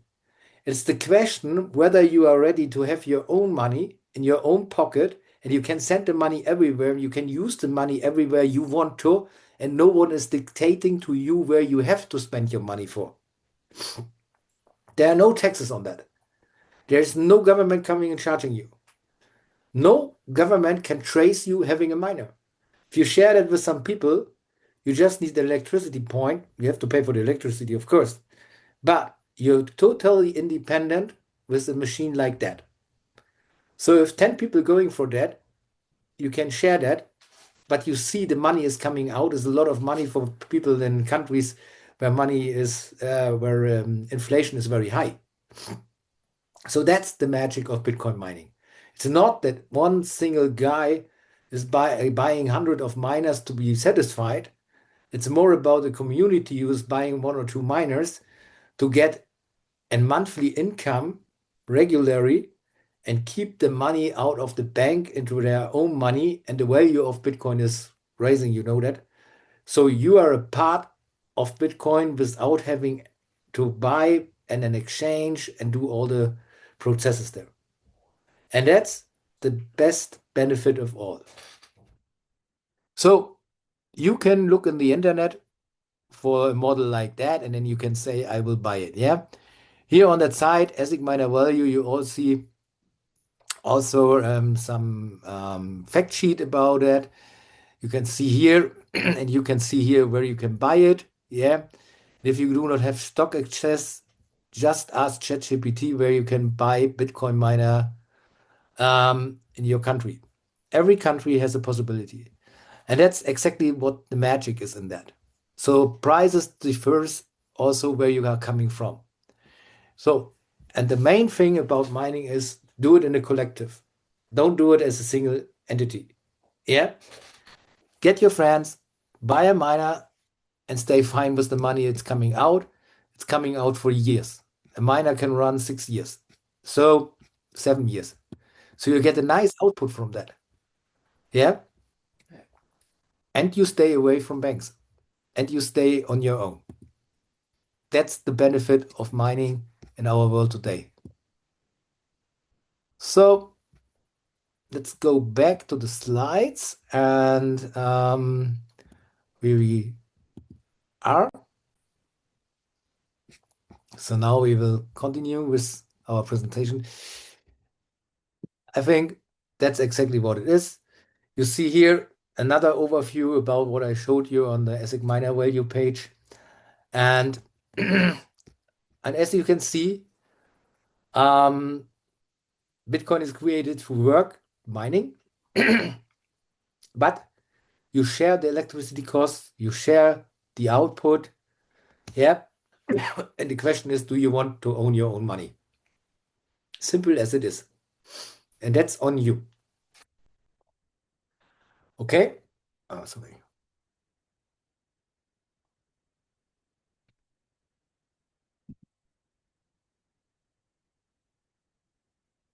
And this is what I said. Communities can share costs, share output. No minimum balance is required. Bitcoin scales downwards, not upwards. That's exactly what it is. And this is the message from Bitcoin mining. So, what did we learn today? Bitcoin needs a wallet. Bitcoin is not a coin you can hold. Bitcoin exists only as entries on the network. A wallet is required to receive, hold, and send. And without a wallet, Bitcoin cannot exist for you. Um, yeah. A wallet is not a bank account. That's what you have to know. A wallet does not store Bitcoins. Bitcoin stays on the network. A wallet stores keys, proof of ownership. Yeah, what I said. Your key is a voucher. Yeah. Whoever controls the keys controls the Bitcoin. If someone is finding your voucher, he can use it without asking you. So stay safe with your keys. A wallet controls access, not storage. That's what it is. Keys are ownership. Okay? So understand private key is control, no name, no account, no permission. You lose the key, you lose access. You share the key, you lose control. If you have a wallet where no keys are provided, the owner or the provider of the wallet is the owner of your funds, as long he wants. If you have the keys and your wallet is not working, just go for another wallet, type in on the send button the number of your private key, and all your funds are back. That's the magic. Stay away from custodial wallets. A company holds the keys. You receive an account. You must ask permission to withdraw or transfer. Funds can be frozen, confiscated, restricted. Yes, that's what it is. And non-custodial wallets, these are real wallets which are free. You hold the keys, no intermediary, no permission required, works globally, and cannot be frozen by others. Exactly, that's where we go. Custody is the way how banks control your money. Custody reintroduces trust, control, central points of failure. And think about Bitcoin was designed to get away from banks. It was not designed that someone is coming and saying, put your money into a lock here and your Bitcoins, and then you can work with that. If you don't control the keys, you don't control the money. This is the most important sentence you will ever heard. If you talk about the internet and people talk about Bitcoin, they say no keys, no coins. Yeah. And think about, you do not need any documents with a non-custodial wallet. Do not need a bank access. It works with mobile phones. It works with everything. It is mining compatible and everything. Yeah. So this is what non-custodial coins is. And here we have the golden rule. I can say not often enough, not your keys, not your Bitcoins. So if your funds are gone away, you can recover with your keys. If you haven't got a key to recover, what will you do? And now, what kind is a non-custodial wallet? Um, this is something I will recommend. It is called Blue Wallet. Okay, you can download it on a Google Store, on the App Store, wherever. The Blue Wallet works now for a couple of years. And I will tell you why it is non-custodial. You can also, if you want to use it, you have a simple Bitcoin wallet. And there is one magic thing about it is not registered. Every custodial wallet you can find on Wallet Explorer. This is a website. It's called, I type it in chat. Um, you can see it as Wallet Explorer. A Wallet Explorer is a program on the internet where you can type in a number of your wallet, an ID, which you can ask in your wallet. It shows you the ID. And the settings, you can see the ID. And then it can say, the Wallet Explorer, this is a wallet from that provider. Blue Wallet hasn't got that ID. So when you go to a Wallet Explorer and type in your public key, the address where people can send you money, Wallet Explorer cannot determine where the Bitcoin wallet is coming from. If you use a public address from a custodial wallet, for example, Blockstream, you can type in the public key and it says this is Blockstream. Yeah, and then you know you have a wallet where you do not have access when they do not want you to have access. And Blue Wallet is one of this kind which is free. Okay, for Wallet Explorer you can check it out. Okay, another wallet which is working very good. It's called Samurai Wallet. Yeah, Samurai Wallet is a wallet which provides a lot of features for protecting your identity from being seen in the internet. So it connects to a VPN, if someone knows what it is. It connects automatically to different ways of Bitcoin hopping and something like that. This is for advanced users who have experience with Bitcoin sending and something like that, and they want to stay anonymous. Samurai Wallet is also a wallet which is non-custodial, which is free, and which provides you financial freedom with your Bitcoins. But the easiest way in Bitcoin to stay safe and control your keys and everything is Blue Wallet. You just click there, you say make a standard Bitcoin wallet, and then you are in. Then you can see send and receive, and that's all. Nothing more. You can't do anything more. And one thing at last, before we finish here for today, never, never ever in a wallet like Blue Wallet or other wallets, never ever activate two-factor. A lot of people say this is secure, but the reality is something like that. What if you do not receive an SMS with the number, with the code? What if your code is lost, your phone is lost, and you haven't got any access to this code number which is be sent to you? How will you access your money? It's impossible because you can't open your wallet without that code. And the process to reactivate two-factor authentication is a very long, tricky way. I promise you. So never, if someone is asking you to activate two-factor authorization, never use that. Because think about you have an internet a website, you have to enter that number, and the field where you have to enter the number is gone. Where will you enter the number? And the provider has canceled that field. So you say, hey, I have to type in the number, but where? Okay, so you are in control with that. Mind that. Yeah, your control is that no one else gives you an extra security than you on your own. Your keys. Where should you store your keys? Do not do this on third parties application. They can steal your key. Even Treasure is not safe. Yeah, even Ledger is not safe. I can prove you in 5 minutes. But if you want to stay safe with your keys, Think about how do you protect your mobile phone? How do you protect that from stealing? How do you protect important things you have to remember? And the same way, treat your private key. Because it doesn't make sense. You put your private key into a treasure. Then you have to remember the number of the treasure, right? And then you sink the treasure into the sea. Then you have to make a remarkable point where the treasure is and which number it is. Because you can say, oh, I have it in my mind. The next day, you get drunk with your friends and lost the number. So what will you do then? So think about the easiest way you can store. It is a number or it is words. You can write it in a book and highlight it. You can do whatever you want. Because no one knows that you own Bitcoins and the key. As long you are not going and tell the world that you own Bitcoins and you are rich now or something like that. No one is interested in your Bitcoins. And as long you follow that rule, you do not have to have any doubts about what happens to them. I will tell you another nice thing which is working. You can also store keys in your mobile phone as long you can lock the notes.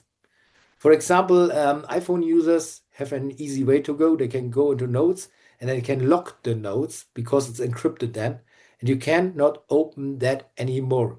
And no one in the cloud can access that locked notes. And this is exactly why people store their things. Other people will say, oh, that's not true, and something like that. And they said, okay, store it at a third party. Use our ledger. Because when people sell you a ledger, a USB stick, they get money for that from that company. So stay away from everyone who has a good idea to say you how you should store it. Find a way for yourself where you want to be free, where you are capable to activate it, keep. And remind one thing. For example, I give you an example. You have your wallet, your blue wallet, for example. Your best friend is seeing how you open that wallet, and now he knows the passcode of your mobile phone. And then he goes into your phone, open the wallet, and send the funds away. You have 10 minutes to recover your funds. 10 minutes. So that's why you use the private key also. The private key is also a recovery tool. When you see that someone is sending your funds away, and you know that, and you are not fine with that, you can use your key into another wallet, press on send, type that number in, and the transaction is cancelled. Because no other than you has an interest to secure the funds. Yeah? And it's your money. Think about it. It's not the money of different people. And so you should treat your private key, this is your Bitcoins, this is your voucher, on your own, and do not trust in third parties. Never. Okay, guys, that was all for today for Bitcoin. Next week, we start a little bit. We're showing you something about different coins, a little bit what trading is, what people tell about I would say, cycluses in trading, where how it works, that different coins goes up and down. There's a measurement how this works and why this world is there. So, and we talk about different blockchain systems and what's the difference and what they really meant to be, because blockchains haven't been built at all to make tradings or sending some pictures over a blockchain. And yeah, there we're going. And I hope you liked it and you had some insights for yourself. And there was a lot of stuff you didn't know, and now you know. And feel free in the next minutes to ask questions. Yeah. Um, Otherwise, I will send you also in the groups the link to this video because everything is recorded here. Yeah. So you can likely watch it again. Yeah. That should be all for today. And yeah, ask questions. You can ask in the chat or whatever.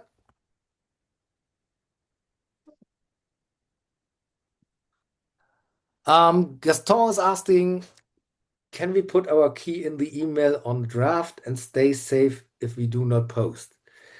That's exactly another thing. I would address you to store your key offline. Yeah, and or in a notepad. In an email on a draft, the chance that you by accident push send, it's too high. Yeah, Yeah. that's what I would say. It is safe there as long do you not post send it, yeah. But if you come by accident on the button send and then the key is gone away, and someone, the reception knows what that is, he can access all your money. I don't think that is safe. Okay, so just write that key or the number of phrases on the paper and then put the paper or whatever somewhere in the box where no one knows that the box exists or something like that. Yeah, and go not paranoid about that. Yeah, do not paranoid making paranoia about it. Yeah, you can also hide that words or something like that if you have a text in your text box or something like that. It's easy to hide. Okay, so that's what the magic is. Yeah. Um. Yeah. Other questions? Anyone here has some questions for that? Who want to know more about it?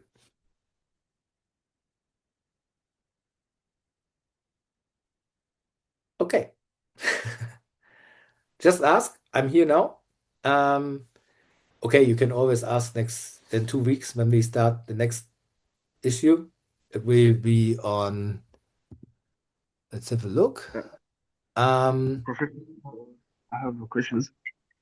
yeah, you have a question? Yeah, I have a questions. Questions, not a Yeah. question. Thank you so much for the section first. And my first question goes like, what makes Bitcoin fundamentally different from all other substance? I mean, like cryptocurrencies. Yeah. The main difference is if I'm a guy from the government and I want to shut down your coin, I know who you are. You can't provide a coin without making understandable that you have issued the coin. In Bitcoin, you can't address a person to say shut down the Bitcoin network. And that's the main difference because someone has created your coin and you make now advertisement for the coin and people buy your coin. They can follow back the spur back to you. And then the government is coming and saying shut down that whole thing or we put you in jail. And this is impossible in Bitcoin.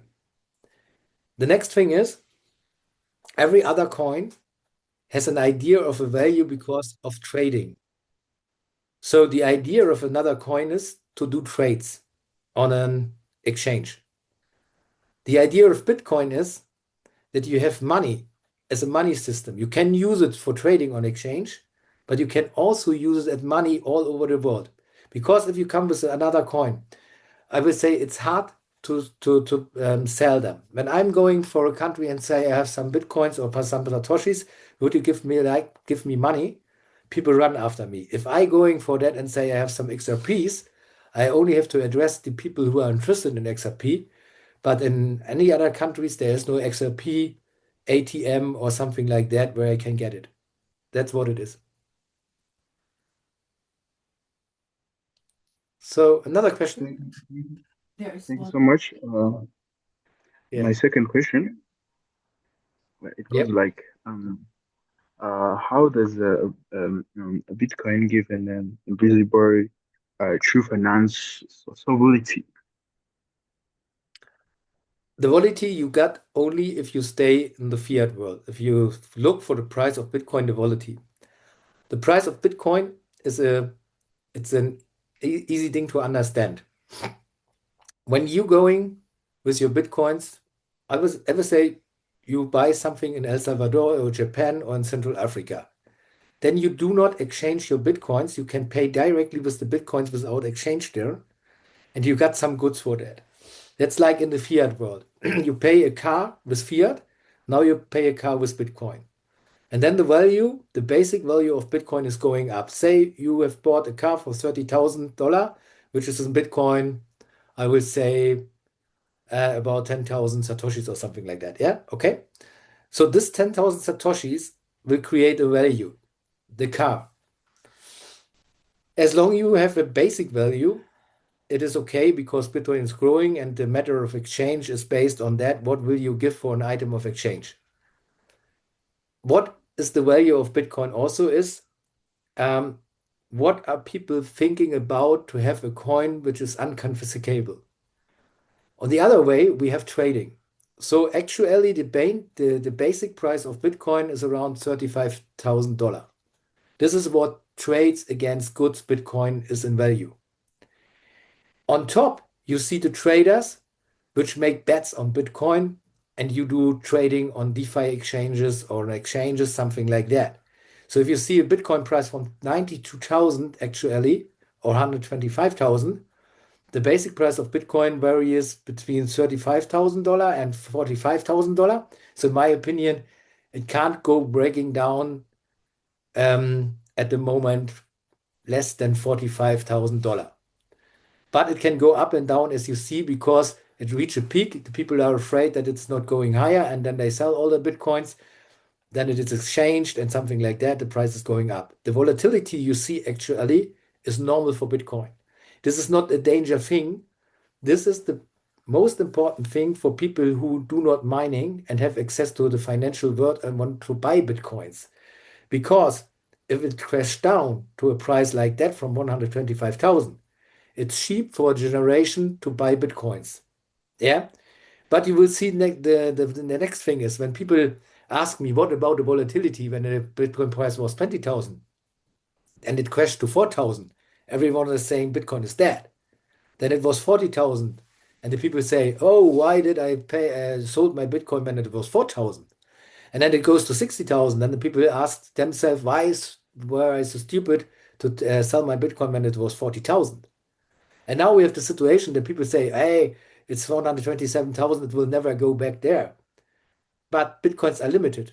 Bitcoins not something you can print for the rest of your life.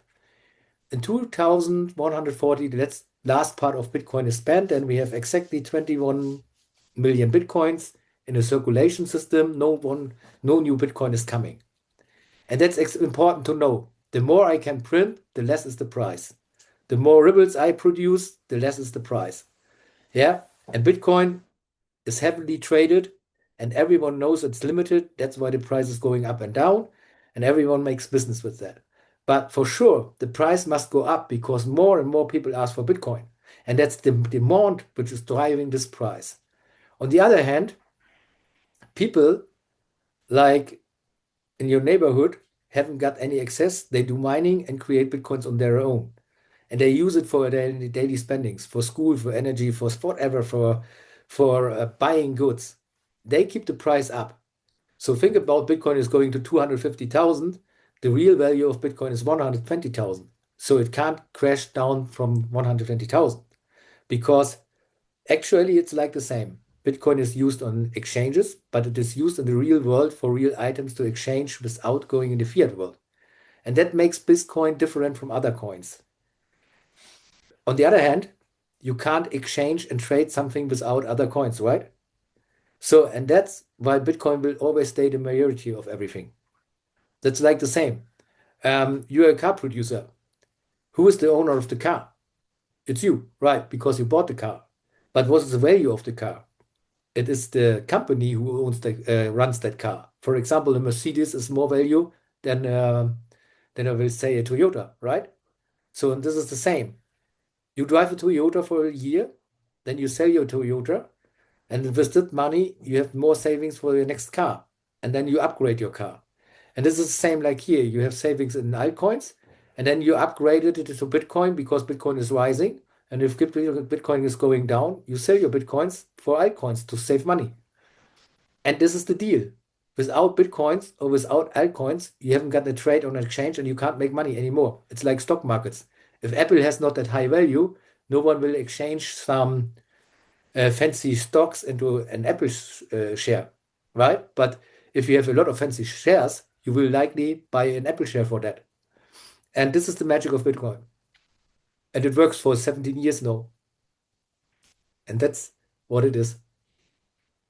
Und da ist eine Frage in den Dings. Im Chat, Mal lesen, ja, du hast offen. we saw which costs the only ones required, or are they any? Okay. On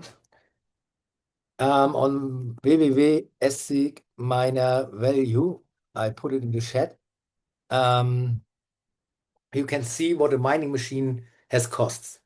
Yeah, and the question we got here is this the only cost required?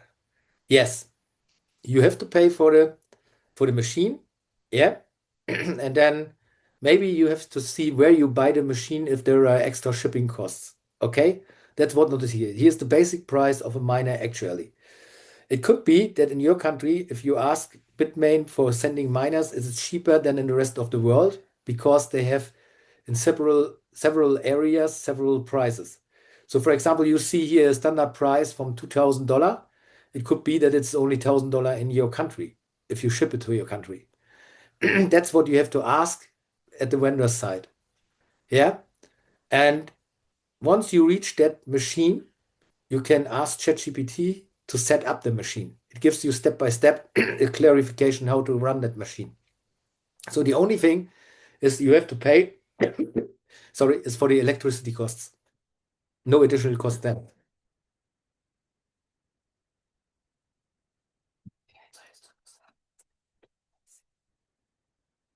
Yeah, that's what it is. And think about Thank one, you so another, much. yeah, Sorry, that was the next question. Sorry. yeah, come on. Yeah, yeah. Okay, thank you so much. The my third question and okay, my last question. I'm going to put it together.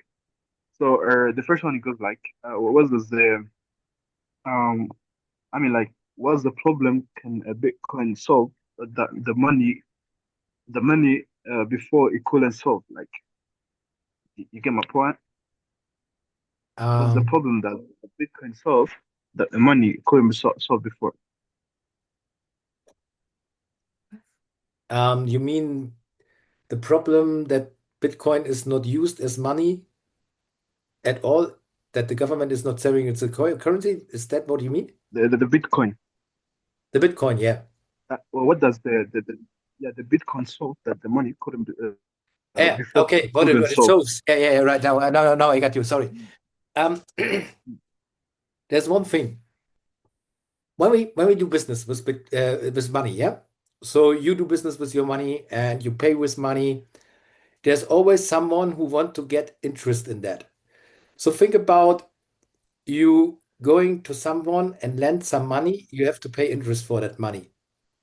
So now you have to work more to pay also the interest. Think about a world where everyone is working for interest because he has lent some money. So you have to do additional work. But a day has 24 hours. And you can afford to work maybe 16 hours to sleep 8 hours, or you can work 20 hours and then you sleep less. Yeah? But then you're a slave to the money because you have to pay this interest. In Bitcoin, it's like that. You print your money with a mining machine, and then you do not have to work for that money because Bitcoin is working on energy. You have to work for the energy cost and have to share that energy costs from your mining output. So you got Bitcoins and then you have to pay from your Bitcoins that mining. So it's a system which solves the problem of earning money and spending money for creating money. In a normal world, you create something and you need resources. So everyone is working and working and working. We need more resources, and the resources run out of the world. You see, for example, gas prices going up and something like that. Russia has all the gas. Um, for example, Ukraine has all the corn for the rest of the world, or something like that. So the more we make business with that, the more we have to earn by harvesting corn or selling gas. But these are all limited resources. So one day they will be gone by our business because the time to recreate is not enough. In Bitcoin, you do not have interest. You got the money out of the machine, and then you decide what the money is for your life. What do you have to invest? But it's not coming back like a reinvest. And this is the main difference in that. It slows down on the system of, I will say, treating our earth by more productivity. And what the fiat world does not do is it is unbalancing the world like that. Um, it is no, I would say this is no question what it is. If you work in your country or otherwhere where it's very cheap for us from Europe, yeah, you work for our luxury. So you do work which is very expensive in our countries. So every company is going to you and say, build this T-shirt or make this, and you can produce that. We give you some work because it's cheap in your country. And it's high sold in our country. So a T-shirt, for example, people are willing with the name on it to pay over $200 for. Yeah, it's stupid because it was created by people who do not reach $100 from that. In Bitcoin, the problem is solved that you have equality. It doesn't matter if someone has collected 500,000 Bitcoins, but you can collect your own Bitcoins. And sometime, because Bitcoins are limited, on one point, the guy with the 500,000 Bitcoins has to sell his Bitcoins back to the people. Because think about that. All Bitcoins are out of the machine, 21 million, and it's gone. Where will you make money from then? Because all Bitcoins are spared over people. So you just can use it for exchange for goods. And the people know that it is working. And that makes a problem solver. It comes to the point where people accept that Bitcoin is an item of exchange, not a trading item. Because the higher the price of Bitcoin comes, the less fiat is on the world to exchange. Think about a Bitcoin who is 10 million or 1 million. Yeah. And you own 500,000 Bitcoins. Yeah. Or more. Think about MicroStrategy, for example. And then you go to a bank and you say, I sell my 500,000 Bitcoins for 1 million. There's not enough fiat money there to do that immediately. They have to print more fiat money. The consequence is more inflation. The consequences is higher prices for the people. The consequence is that more people starve because they can't pay for their life. And then comes the point where people understand that Bitcoin is limited also in the value, how much higher it can go. And that leads into the idea that Bitcoins become an item of exchange for goods again.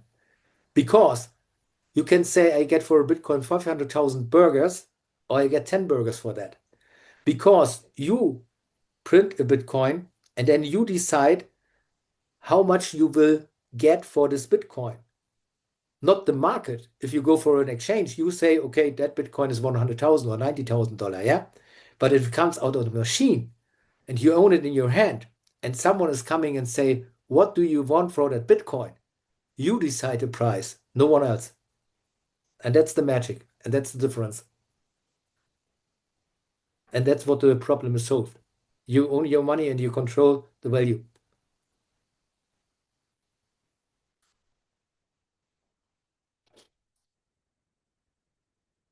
Any more questions? Yeah, thank you. The last one is was like you told us about the smart cities on the day of the conference.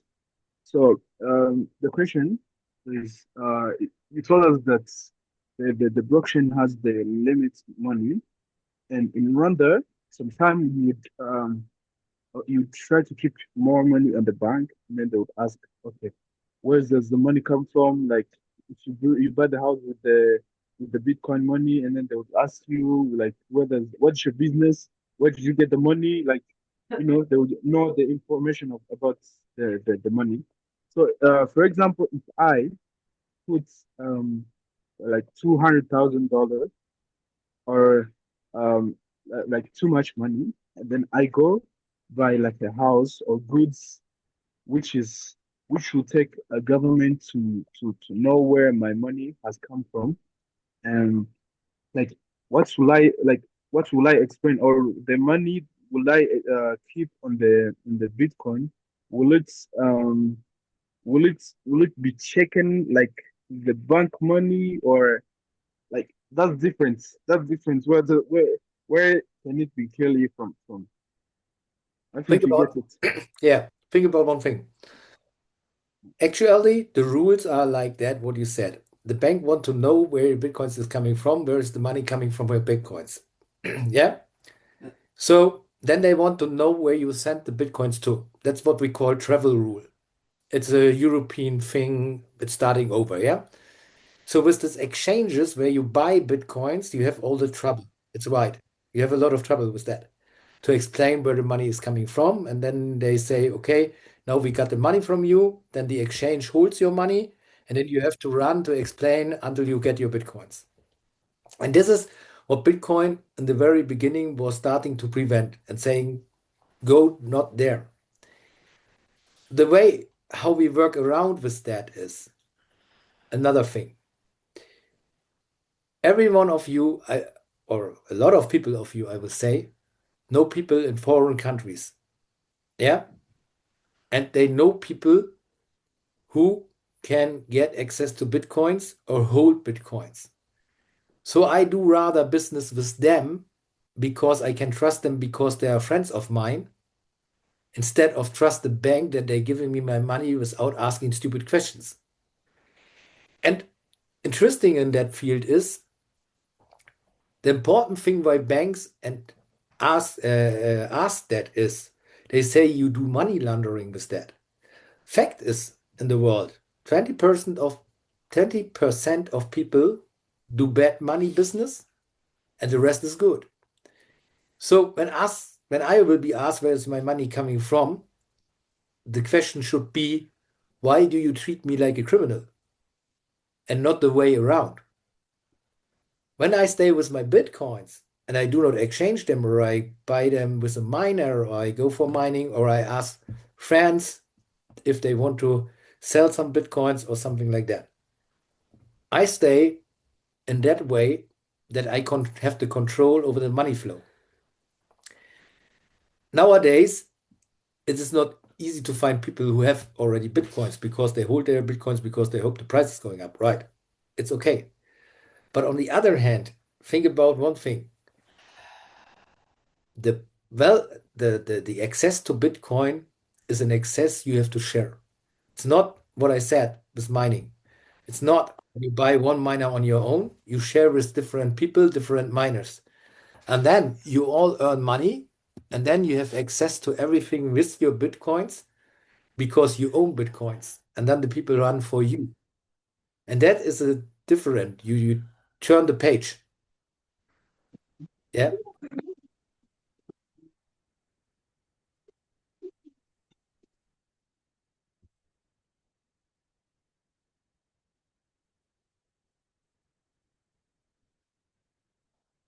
Siehst du die Nachrichten, Jaka?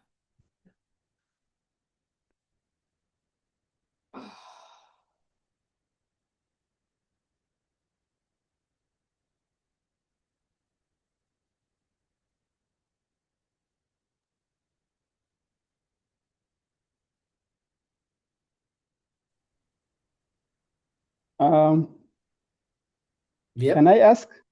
Yes, of course. No problem. Yeah. Huh? Ask. Yeah, ask. Gaston. Uh-huh.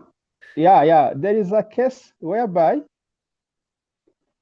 let's take that kind of context. If Yep. a burger or a bandit, I think you understand what I mean, try to take money, laundering money. You see, when maybe you steal money from people. What in the case that you try to scam them? You see, nowadays people come and tell people that there is a crypto and it has a high value. You see, when they're scamming, they say it is a Bitcoin, things like that, when it is not the truth. And there is a case where you found people have million, billion, and the billion that they have steal from all over the country because they have that ability or that capability of taking that money. You see that way of taking money because they are skilled of doing that, bad habit of steal, and they take that or that money, and because they know where how to hide it, they they exchange and they put them in their Bitcoin account. Yeah. I'm asking, is it if all of this kind of baragara or banditism are very well traced, is there a way of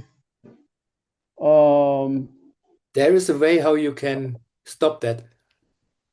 no, not only to stop, because let's say when the security agents manage to trace it, is it possible to take that money back Oh, so that Yeah, I got you. I got your point. I got your point.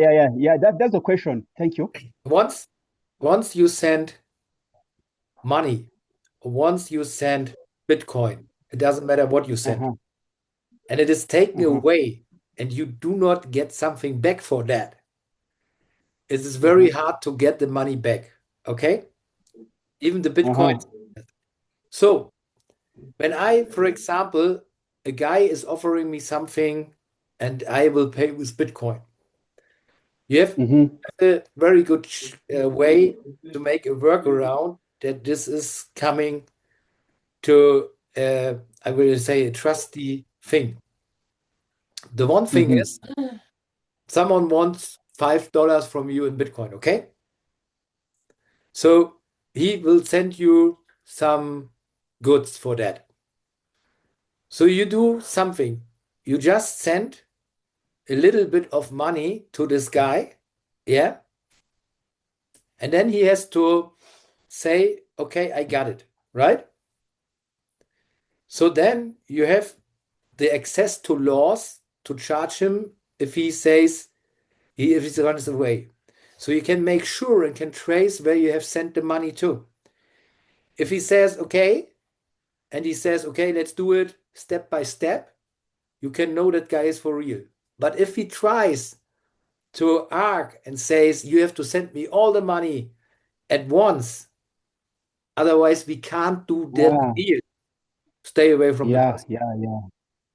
It means there is a way you try to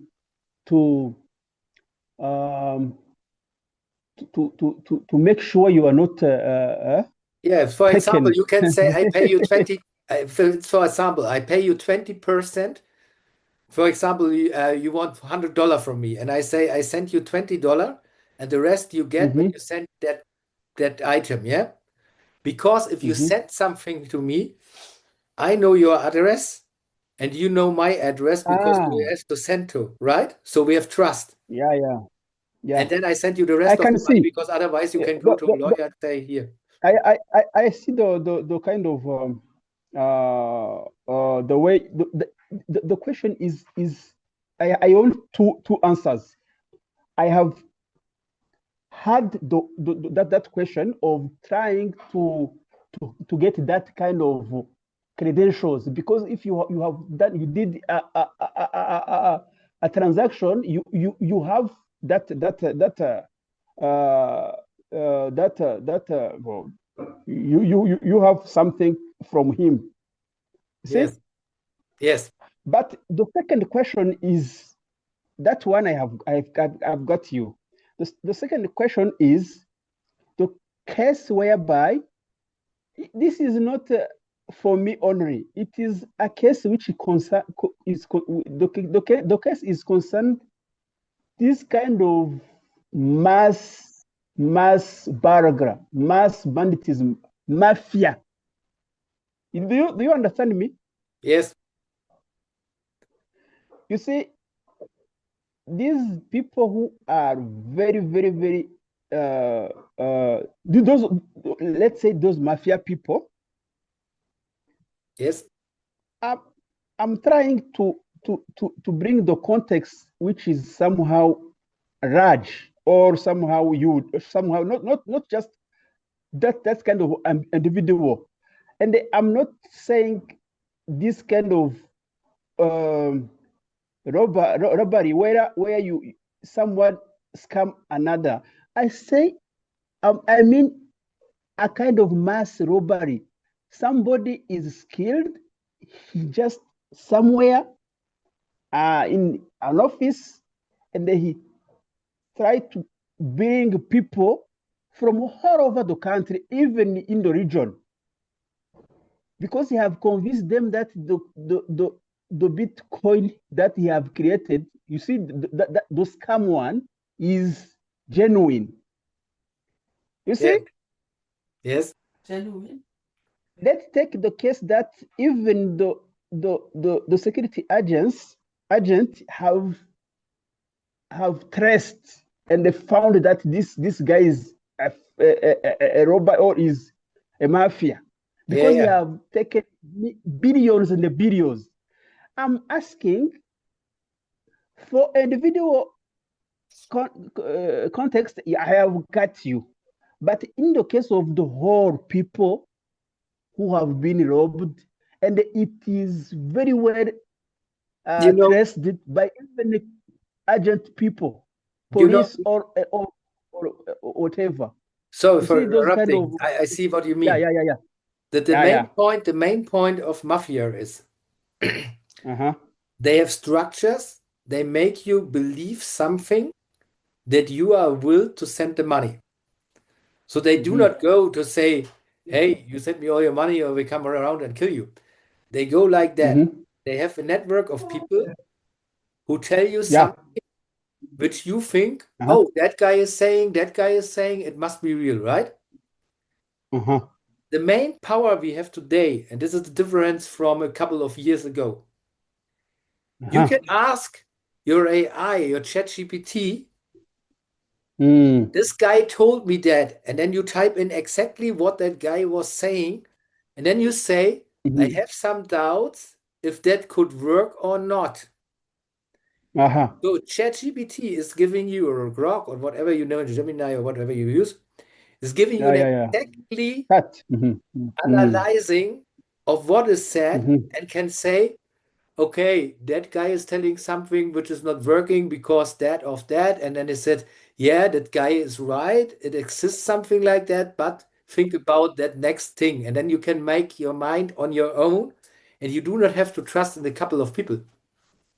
That's the Yeah, biggest yeah. advantage of AI today, Yeah, yeah. to I prevent see. yourself from tricking out by mafia structures. For me, it is not possible because I have got that course. I It's mean, for everyone. Many people do not know. yes.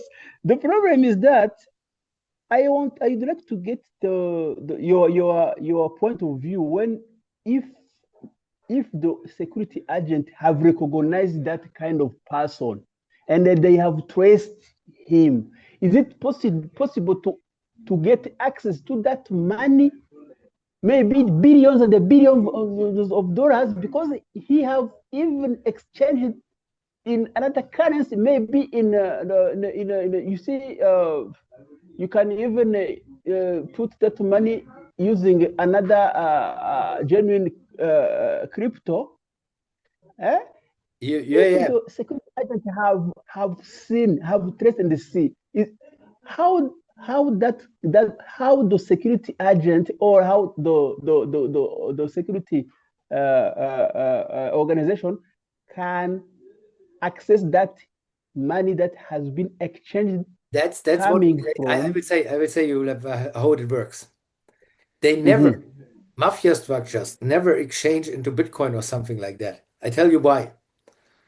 Uh-huh. You will never find, think about a guy is coming and rob a bank and then he has $2 million. Uh-huh. Yeah. Yeah, yeah, yeah, You yeah. will never Mm-hmm. find a guy who is willing to give him for $2 million Bitcoins. What Uh-huh. they use is offshore accounts. And via the Okay. network of offshore accounts, they buy Mm-hmm. cryptos time after time. And Uh-huh. companies like chain analyzers try to fetch the point where Bitcoins and money is connected in a greater style from outsourced um, funds. So they start to trace where people enter an exchange, for example. Yeah. So Uh-huh. it is not that easy to exchange fiat money in large style into cryptocurrencies. It's near Okay. impossible. Yeah. Okay. Oh. They stay in the fiat world.